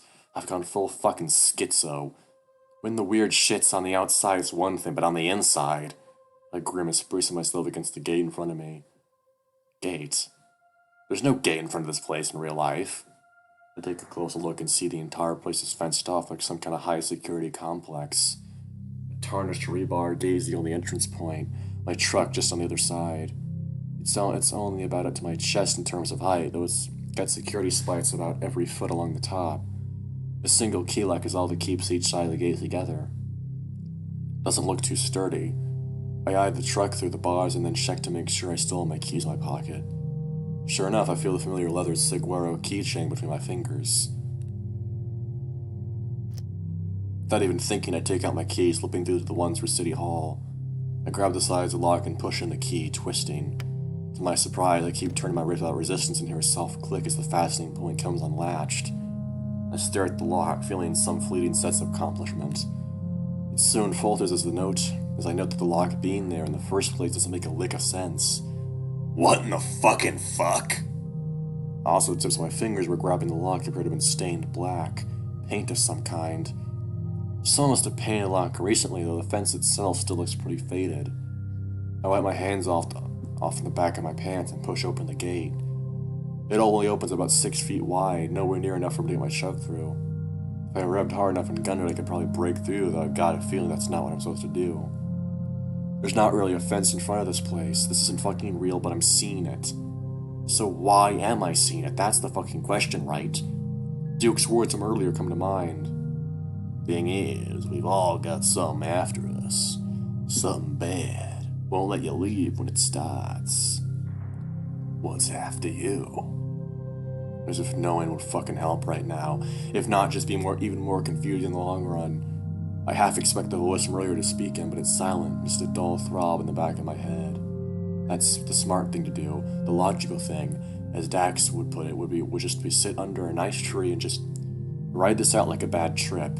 Maybe get some sleep, that could fix it, like turn the computer off and on again. I peer up at the sky. The red lights in the building make it seem as though the sky itself was blood red, expanding to various pinkish hues at the horizon. Like fucking hell I could get a wink during this shit. The pound in the back of my skull just keeps thudding away, a constant beat that reverberates in my head like a cavern. I step up to the door with an engraved bit of signage next to it. Here for the seed. That, of course, ain't what it usually says. The cheeky-ass winking smiley face is still there, though. I let out a short sigh. You fucking idiot! I turn the handle and pull, but it doesn't budge. I push next and still nothing. The handle shouldn't turn if it's locked, I'd know. I've been here before when it was. I push more and surprised that it gives, the door opening. I only leave it open a crack, still a bit wary about whatever weirdness lies within. The first thing I notice is the burning smell. It's stronger than it is outside. It's hot as hell, too. If this place had a kitchen, I'd swear something was being overcooked in it. You're not in the smoke room, are you, buddy? No, you aren't. At first it's quiet, nothing but the creaking wood beneath my feet. Then, music starts to play. That's the same music as before. It's like the fucking Silent Hill-esque shit. I notice the boxy television set in the corner of the room is turned on. The grainy old cricket match on the screen. It's all very much the same from what I remember, except for a lone otter sitting at the bar counter. He's holding something to his head, an ice pack, and he's nursing some shitty import pale ale in his free paw. There's no one else in here but him, at least in the front area. Hey, you! The otter's posture stiffens. Yeah, are you real? What? He responds back, his tone exasperated and groggy. Confusion. That's a good sign, I guess. I step a little closer, the otter using the bar counter rotate himself in his silver bar stool. He's decked out in his skull t-shirt, cargo pants, and one of those lame scout caps that only jarheads, leather daddies, and theater kids wear. He seems dazed, squinting at me like I'm a bright light. Someone turn up an orchestra in here? What? After a moment, something seems to click and his eyes widen slightly, a long smile crossing his snouty muzzle. Motherfucker. He pushes himself to his feet, making his way through the bar's haze. Oh, fuck, his eyes are black. What the fuck? Okay. Hello, you're a person. What are you doing here, you big-ass bitch? He clasps my shoulder roughly, then pulls me into a tight hug. For an otter, he's got a strong grip, and I actually arc out as he pats my back. The fuck? What the fuck are you doing? After a moment, he pulls away, raising his shattered brow beneath his hat. It's then that I notice his eyes, baby blue, almost gray. Not a common color for his kind of otter. There's some bags under them, though, like he hasn't slept in some time. I was thinking to ask you the same thing. It's been dead all night, and I wasn't expecting company. It's kind of unreal seeing you here like this, though. It's been... He huffs, astonished with a slight air of sheepishness. Well, a while. He folds his arms over his chest, the otter looking up at me from beneath the brim of his hat with a sort of wry expression. He seems happy to see me, and it's also familiar. Wait a second. I blink. Jesus fuck, Sid! He lets out an amused noise, nodding. Yeah. Wait. Don't you even try to tell me that you're here by coincidence. He's an adult? Fucking 6 feet tall, I'd reckon. He's in shape, too, rocking a full-on muscle shirt. I look around as if expecting to see Chase around a corner with a video camera and a shit-eating grin. There's still no one around but us, though. I'm sure there's a reason I'm here. He seems to perk up some, doing a one-handed finger gun gesture my way, while the other nurses his ice pack against his head. Knew it. I mean, I'm glad, yeah. Did you get my Christmas package? I wasn't sure you'd like it. Saw him at Macy May's thrift down in Elwyn. Haunted Hacienda, Deadly Love, Rivals 2, Final Obsession, Choir Boy, and Horse Sleuth, shitty B movies I got from the bargain bin. You know, the sort, not a lot of plot to get in the way of the film. Plus, I bundled them all up with a bunch of Crossfire shooting mags. Oh yeah, I also threw in some jerky I got from a trade show after my desert match in Desert Springs. The jerky, it's super good. Hatch green chili flavored, you know, or that's where they grow the shit en masse, right? We're up Capitol. I can't help but stare, absolutely flabbergasted. This is what he'd look like. When I don't immediately respond, a smile dissipates some. Maybe you didn't get it. Fucking delivery guys, right? Probably some weasel or something with a good smell. He honked his own black nose. I mean, it was my jerky. Am I fucking dreaming right now? Am I asleep or just tripping? The honor Sydney, he's looking at me more worriedly. You, want to sit down or something? I look around at the still empty bar. Facade or not, my legs are killing me. Sure. He motions towards some old wooden velvet bar stool next to a raised table in the corner, and we take our seats. After Sydney grabs his drink, of course. I don't know where the bartender went. He's usually in the back. I look toward the smoke room door. Nothing seems to have changed about it. He? Yeah, he, big tiger fella, only guy who works here as far as I know. He stretches his brow, thinking for a moment. Unless he got his sex and species changed to become a bleached blonde bunny with big bouncing tits, I don't think so. I grunt. What the hell is he talking about? He was into dressing up in chic panties, but I don't think we're talking about the same person or the same bar. Sid snirks, looking at me a little wide-eyed. Thinking of one of your gay bars, right? The fuck are you talking about? This is the gayest bar in the state. If this were real, there'd be 20 fucking dudes reaming each other behind that door as we speak, including the bartender. I point to the familiar no smoking labeled door, my tone more firm now. Including you? His comment is a derisive, teasing tone. After a second, he blinks, looking back over his shoulder to see what I'm pointing at. You and porkin' guys that go to clown school, that's a goddamn tiny janitor's closet. Says so on the door. I squint at the door.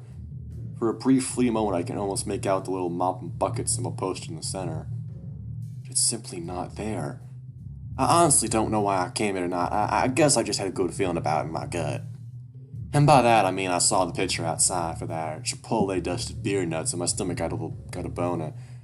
And I guess it also worked out since I got to see you. He thrust his arms toward me, trying to put on a cheeky, sarcastic grin, like he's trying to play off the statement as he realized how sappy it sounds.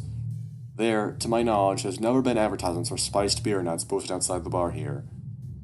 Jesus. I slowly lean back into my chair, laying on a long exhale. It's real good to see you, too. More so you probably know. He opens his muzzle to speak again, but I cut him off. Sid, where do you think we are? He takes a swig from his beer, peering at me for a long moment before examining his surroundings. It's, you know... He snaps his fingers a few times. The beer nut place. He frowned, shifting his ice pack back to his noggin. Fuck, I'm not that sauced. I just hit the head real hard on the counter when I was bending over to pick my phone. Shit, did we have plans to meet here? I generally don't fucking know. I sure as fuck didn't, I trail off for a moment, swallowing away the tight feeling in the back of my throat. I pull my phone from my pocket, turn it over my hands, still dead. I wasn't expecting to ever see you again. The blue eyes widen, the other giving me that same doe-eyed look you give me after we've been hanging out and I have to go. And I say I have to go. Wait, those are not blue. Those are gray. You never wanted to go home. Look, I know after I bailed you on the interview you set me up with, you were pretty pissed, rightfully so, too. Fully justified, I get that. I know I fucked up. What? I'm trying to get clean, I swear to shit, it's just so fucking hard, you know? You're on drugs? No, I mean, not right now, I'm sober as fuck. I looked at the ale in his paw. Sans the booze? Look, all the other guys I wrestled with at the road shows, though, they're all on the shit. Everyone's trying to bulk up and stuff so they actually get a pop when the crowd sees them. His tone is completely defensive, the other looking me straight in the eyes, searching for any sign of doubt. There's this one guy, Cody Altero. Well, he goes by the name Rico Renaissance now. He has been getting booked as my rival, and the bastard's up 25 pounds in 2 months. 20 fucking 5 pounds. No way in fuck is he doing that with chicken breast and protein shakes. Wait. You're telling me you wrestle for a living?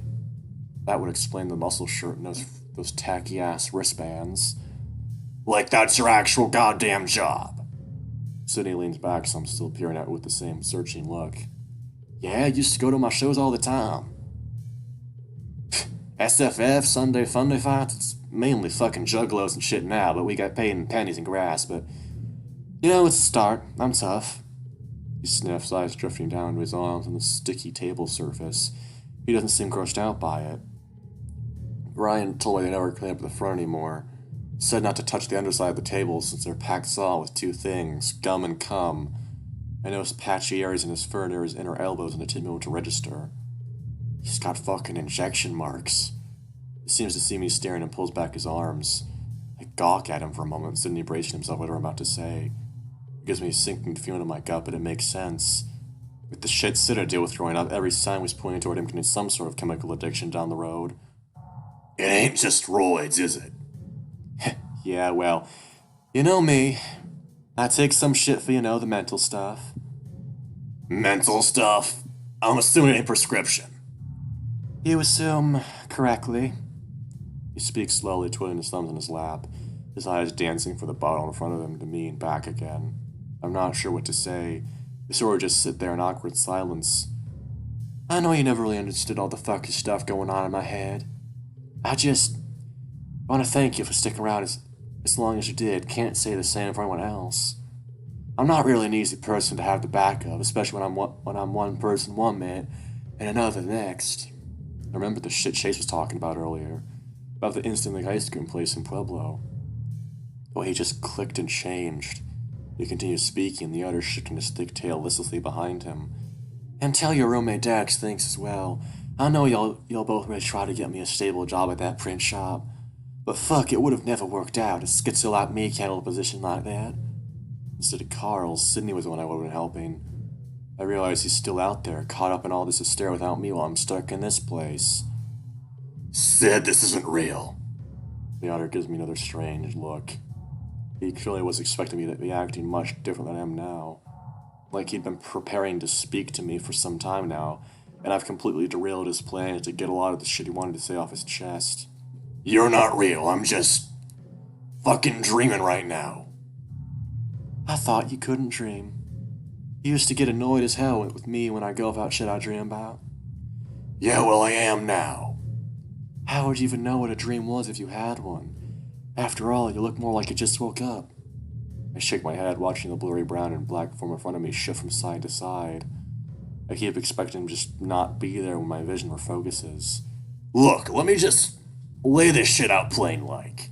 You can't be here, you're dead. You drowned over a decade ago in Lake Emma, I think. Chase did it. Or at least I think he did. Sidney looks uncomfortable, as if the slight semblance that this is all some elaborate fun ruse I'm pulling on him is looking increasingly unlikely. Okay, well, that didn't happen, no nuts. And she's that twig couldn't hurt a fly. He sighs, rotating his half-empty bottle of pale on the table and smearing the ring of condensation that forms beneath it. I'm right fucking here, and I just want to talk to you. His tone turns terse, hurt even. No shit, Bert, you died. TJ saw 2 bodies with brown fur right into the water before you drowned. They all thought you died on your own somehow, like you passed out or some shit, but I knew better. I see a flick of realization in Sidney's eyes, and again he shifts uncomfortably. I think I remember what you're talking about. But I'm not dead, I'm here, motherfucker. Feel me. He reaches across the table and takes my wrist, squeezing hard. It's like he's trying to give me an Indian burn like he used to. I yank back my hand. Fuck off! He stares wide-eyed at me, his maw slightly agape. A moment passes before he speaks again. Why are you acting like this? Why can't you just enjoy some goddamn company? Plus you're so damn intense. You're not even high right now. This isn't fucking fair. I'm your goddamn best friend. Hell, you're like my gay, scaly brother. You can't fuck with me like this. This is too real. I quickly shake my head, closing my eyes. You're dealing with me right now, not the thing inside my head. And that's fucking becoming a rare and rare thing these days, so I'm just really trying to enjoy what time I've got. Just talk to me. I don't want to think. He trails off, staring down at his lap. Think about what? There it is. The change. The music seems to sound further and further away until it dissipates entirely. Huh. Maybe you're right, Flynn. What the fuck are you talking about? The sick heat left forgotten in conversation begins crawling up my back. Grabbing onto the table to help maintain my own posture, it's clear that something has shifted. The little bit of light in Sidney's eyes, just gone. 2 bodies. What? 2 bodies, right? I remember now. Man, that shit fucking sucked, didn't it? Shifting uncomfortable with the topic as reversed onto what he had previously denied. 2 bodies, Sid, you're fucking dead. I saw you. I looked you in the face and I saw nothing. I grip the edge of my seat, my gut feeling like it's twisting on itself. It's like I'm standing in front of a roaring fireplace, the smell of smoke and fresh ash licking my nostrils, while the heat tickles my scales.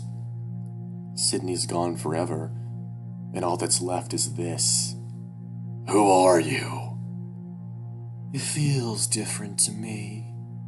The thing that's in Sidney looks around. This is not the smoke room. It looks like it, but not to me. The otter continues to stare off into the side before seeming to realize I asked a question. Sam, I am. While he speaks, he points toward you, across the table with both hands.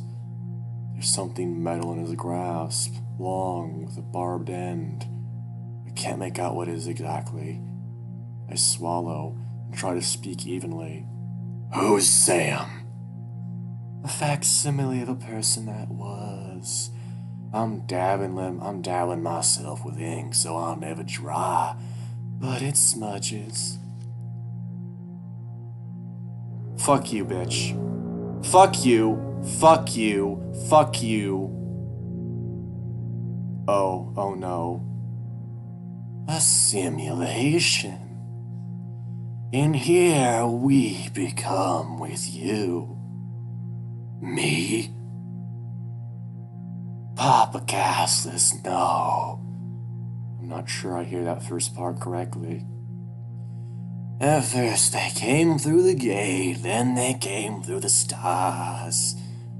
There's a pause. Did they come for you? He looks at me and I feel my legs begin to shake. I tremble, wishing I was anywhere but here.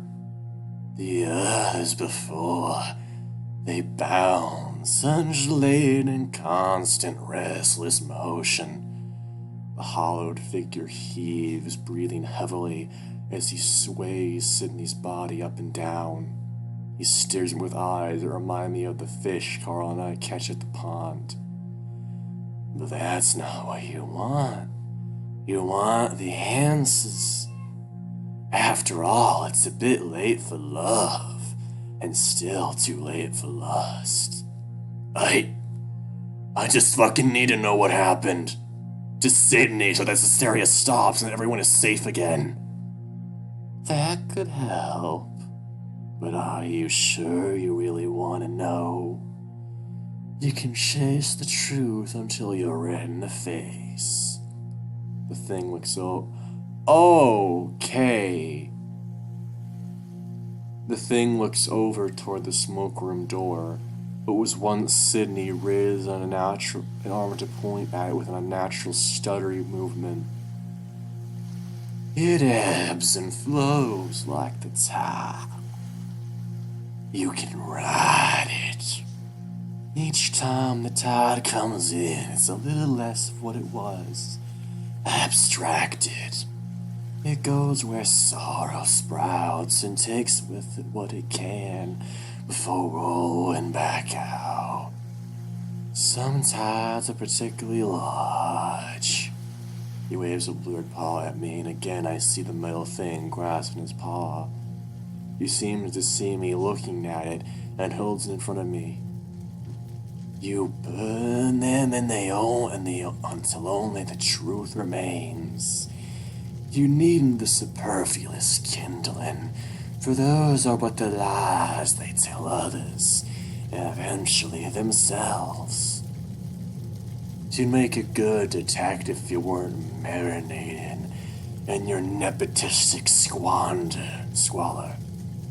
Unlovable, shameful, a sin to all who initially cared for you. Truly only belonging amongst the sawdust, semen and ash, thoughts drowned out amidst the moaning and groaning of unfamiliar shadows. The only one who precisely knew you, who precisely loved you, ushered into the tide by those you thought fondly of. And justice denied again and again and again. Presses the bar tip of the rod to the table. There were 6 and now there's 5. The distorted otter is looking at the thing in his grasp as he says this. It's a fire poker. I hesitate, my mouth's feeling dry, and my forked tongue caught between my teeth. Yeah, I get it, but are you what I saw earlier in Leo's van?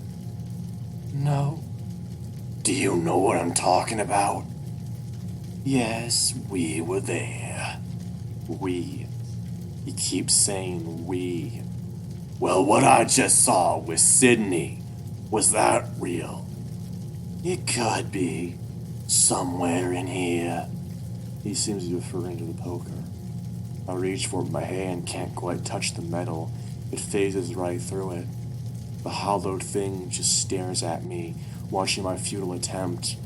Slowly I raise my feet, my legs gelatin-like as I wobble some. I manage to straighten myself with my tail, grasping the sticky table for support.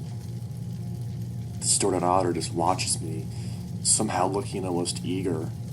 With no small amount of trepidation, I begin approaching the smoke room door, the sound of crackling flames growing louder the closer I get. This has to be it. The alternative being doing nothing, which all real damn appealing, probably wouldn't stop what's going on outside. If that's how this works, that is. I grasp the handle. Fuck me. Many have. I stop, looking back over my shoulder. The figure's luring closer now. Fuck you too. As I turn back to face the door, I swear I see the shape smile. I turn the knob and step inside. The air is absolutely electric, and I feel myself involuntarily shiver. I brace myself against the wood-sided door wall, staring through the darkness. I've never seen it this empty before, and I get the sensation in my gut that something terrible happened here. Looking back, I don't think the shape followed me. I'm still here. God damn it, leave me alone! I feel my blood chill, but I keep moving. Just ignore it. Just ignore it. Just ignore it. This version of the smoke was impossibly large. I keep walking through the darkness, expecting to reach an end, but it doesn't happen. It just keeps looping in itself. I don't even know what I'm supposed to be looking for. I hear a sharp crack, a gunshot, followed by a low cry. Someone's wailing. It doesn't sound like it's coming from inside, but rather a reverberating noise outside, far away. The whole room begins to vibrate as if activated. The rumbling is stronger on one side of the room. I walk in that direction. As I approach, I hear more wailing, more voices, more sounding different and rather close. Flynn! Now there's huffing and panting, the sound of hooves and soft feet upon a stone floor. They're trying to catch up to me at the other end of the long, cavernous hallway. The rebar from before. Jesus, I'm not in the smoke room. I'm in the mines. And it's very, very hot. I feel my whole body rumble like shockwaves are bouncing my insides. Kinetic energy, electricity, like a thousand subwoofers reverberating from the stone walls. We're here. The source. The seed. Dude. Stay back. Initially, it's like a cold shower, an icy sensation that presses my front and washes over me like a tide. I recoil, but there's nowhere to withdraw back to.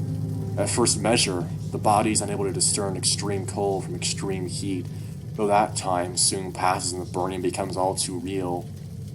I can feel it seep in between the cracks in my scales and lick at the more vulnerable flesh beneath. I'm standing in fire, but I don't see it. I see nothing. I can't even tell where it's coming from. Wherever I go, the burning follows. The fabric of my clothes ripples and then seams begin to snap away. Some of it falls to the floor while the rest clings to my body like new skin. Even the air I breathe burns, making my insides boil. This isn't in my head. This is real. I'm burning.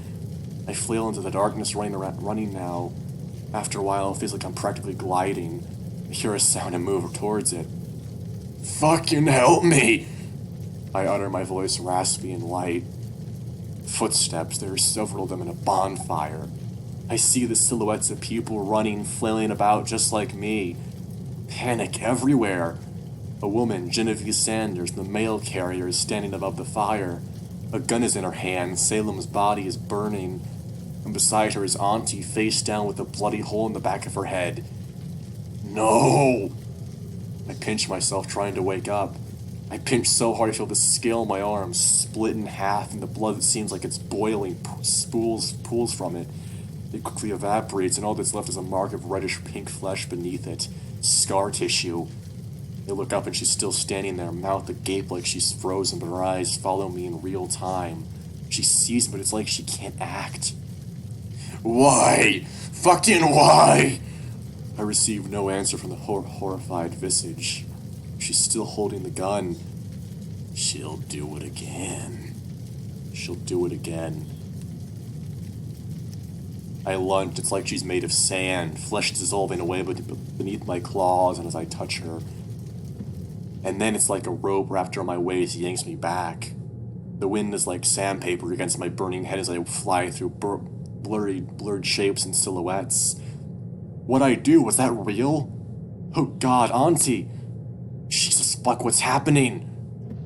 Next thing I know, I'm in front of City Hall again. Though everything's different. There's a crowd gathered around the large tree outside, and their clothes are all old-timey like.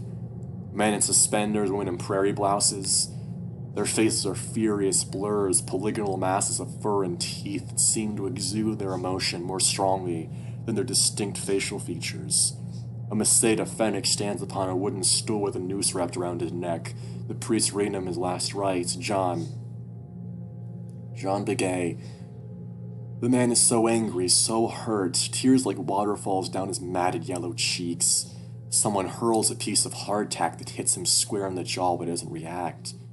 The cries of the crowd are obscured, distorted. Something about a child or children, right? This whole shit that I... There's a man at the edge of the crowd, a ram. The one the Fennec is staring at. He looks like Carl. The ram pivots on his hooves, trying to walk away, but stops when he sees me, his expression vacant. The Fennec shouts indiscernible hatred at the man, and just then the stool is kicked out from beneath him. As he sways, feet kicking and driblets of piss cascading down his overalls, it's as if the ground itself begins to bounce. It's something so palpable and awful it's beyond words that I can feel with my mind more readily than the burning of my flesh. The stony faces of the mob seem completely unaware that their actions are feeding something far greater than they will ever know. I'm sucked away again and feel my scales fall from my body like black and orange confetti. My thudding heartbeat is becoming increasingly irregular. Oh great, I know this place. Yeah, I know this place. Guess you guys are getting a sneak peek of it before Leos are out. Congrats. There's someone in a hoodie next to me, but he doesn't notice I'm here. He's got a camcorder. I think it's Salem? He's younger. Fuck you. Ugh, I hate you. A large bear, larger than me by a couple inches, steps out from what looks like the bathroom door. It's Brian, meth dealer, lives in a trailer on the outskirts of the old city limits. I see him at the smoke room sometimes. He deals there. Neither of them are looking in my direction. I soon see why. There's a Fennec on what looks like a rack nearby. One of his eyeballs is gone, but he's still alive. On the television behind Brian, a slideshow of grotesque images flashes by. One of the Fennec's missing eye in the smoke room counter. It looks like the place was closed so nobody could walk in and see what they were doing. In the real world, the Fennec's words are garbled and distorted as if coming from an old VHS. He's feigning love for the bear, asking for him to hold him tender-like instead of whatever else he has planned. Fennec's face becomes increasingly blurry. Is that Danny? Casey? Keith? There were so many, they blur together. Salem is grinning, the reflection of his camcorder screen leaving a stark glint in his eyes. I feel myself move out from behind the shelf, beyond my own will. There's a rumbling pull in my gut. I'll be pulled away in a moment now.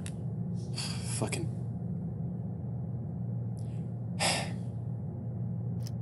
My scarred body lunges and the Fennec's head is crushed, the brain and all the fears and pain contained within, gone in an instant. They are real!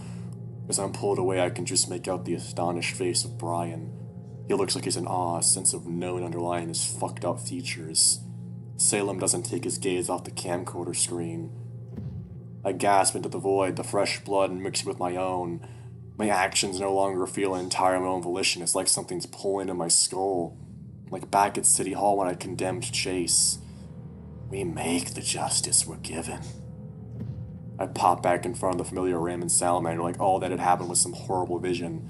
But my body feels the same, and the gaping expressions of the duo show no relief. I can barely make the noises with my throat the way it is. I can practically feel my vocal cords snap away as I speak, letting me only exude a guttural growl. I reach out to him, seeing the sinewy red appendage my arm has become. The tunnel shakes around me.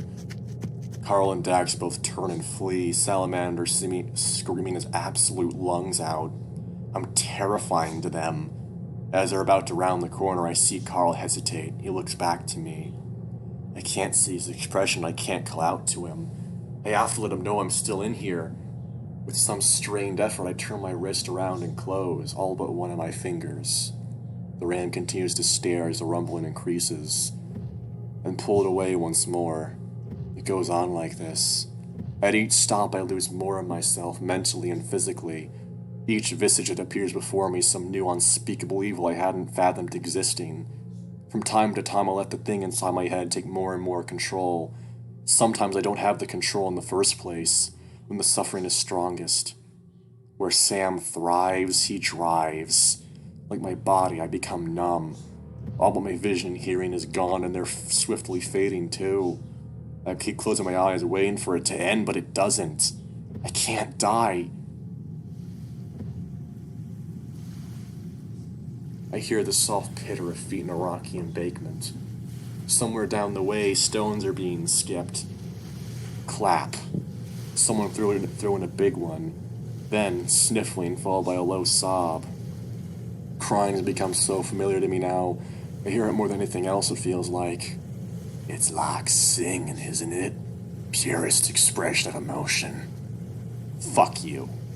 But this one is more familiar. To me as well. I can just make out the audible sound of little pebbles rolling down a hill, followed by a heavy thud. I turn to see a faint gray silhouette with big blue eyes. What? The voice hits me like electricity. This is it. I'm what he saw that day on the beach by the outlet. Finally. He screams. They always scream. I have to follow him. I have to see it. I descend beneath the waves and I see excess fat drift from my body into the tidal current. The water is abrasive, but I'm able to glide through it, swimming without swimming. Something pops, and suddenly I can't see my left eye. There's white water ahead, thrashing movement. A slight bit of reddish-pink mist dissolves in the current in front of me. No! No! I strain myself to hear, trying to keep absolutely still. But other than the faint occasional splash, there's nothing. Eventually the splashing stops and I know my best friend is dead.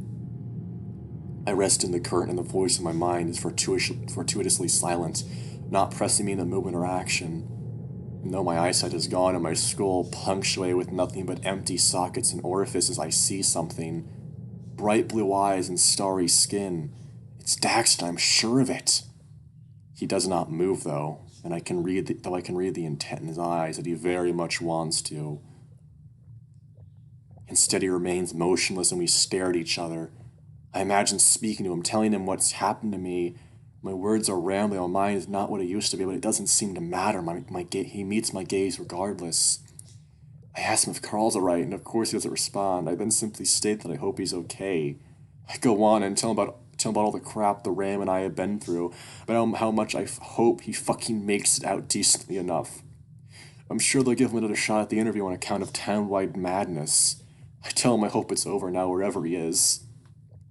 And finally I apologize for what an absolute ass I was when he deserved goddamn none of my angsty bullshit.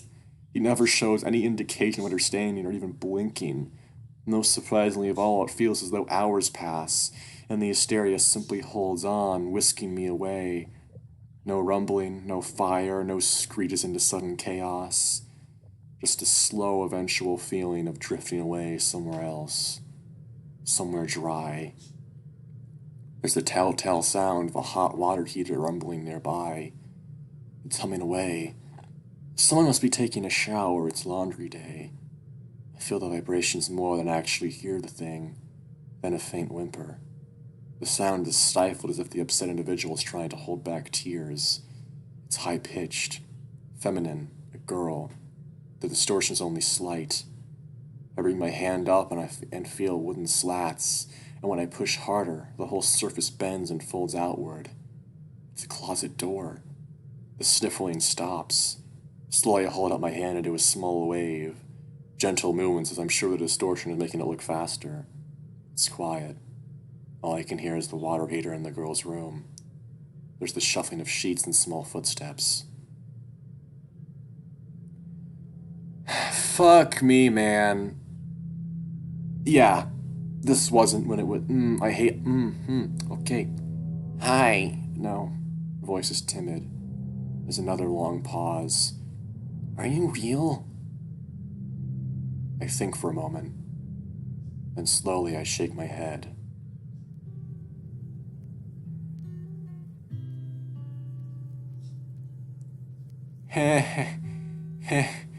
Happy days, happy days.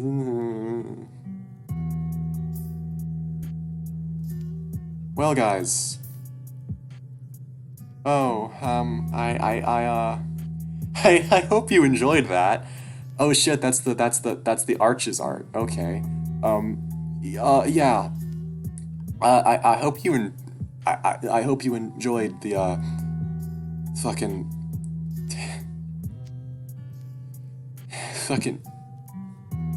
I hope you enjoyed this fucking game. This route, I mean, this fucking route. Jesus fucking Christ.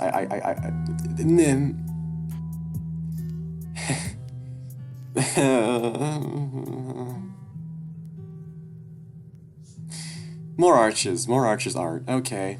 Yeah, see him for a lonely wolf, really? Okay. Oh my god.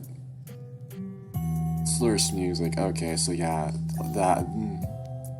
I'm just gonna let the fucking credits run because I kind of want the people who made this to get the credit that they deserve because oh my god. This game is fucking amazing and yeah,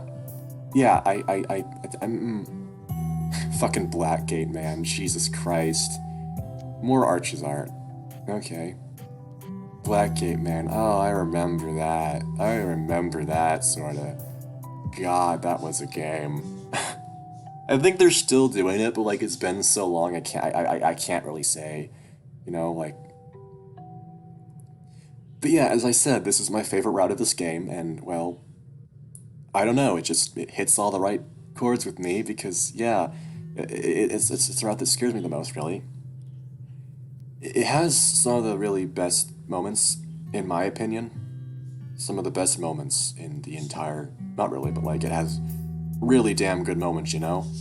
And like, I can't really say that I would have thought that, yeah. I can't really say I would have thought that it would be this. Replaying this again, it was interesting because, yeah. I haven't played it since the first time I played it, and yeah. Our Echo Discord moderators. All amazing patrons for the past 6 years. Good grief. 6 years, man. What the fuck? What the actual fuck? That.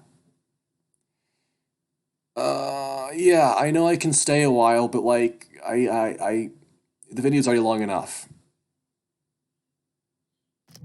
So yeah, basically if you click the stay a while, you get a fucking prequel with Cam and Dev, the main characters of the smoke room, and they talk to Chase about stuff. Anyway, see ya, I guess. Yeah.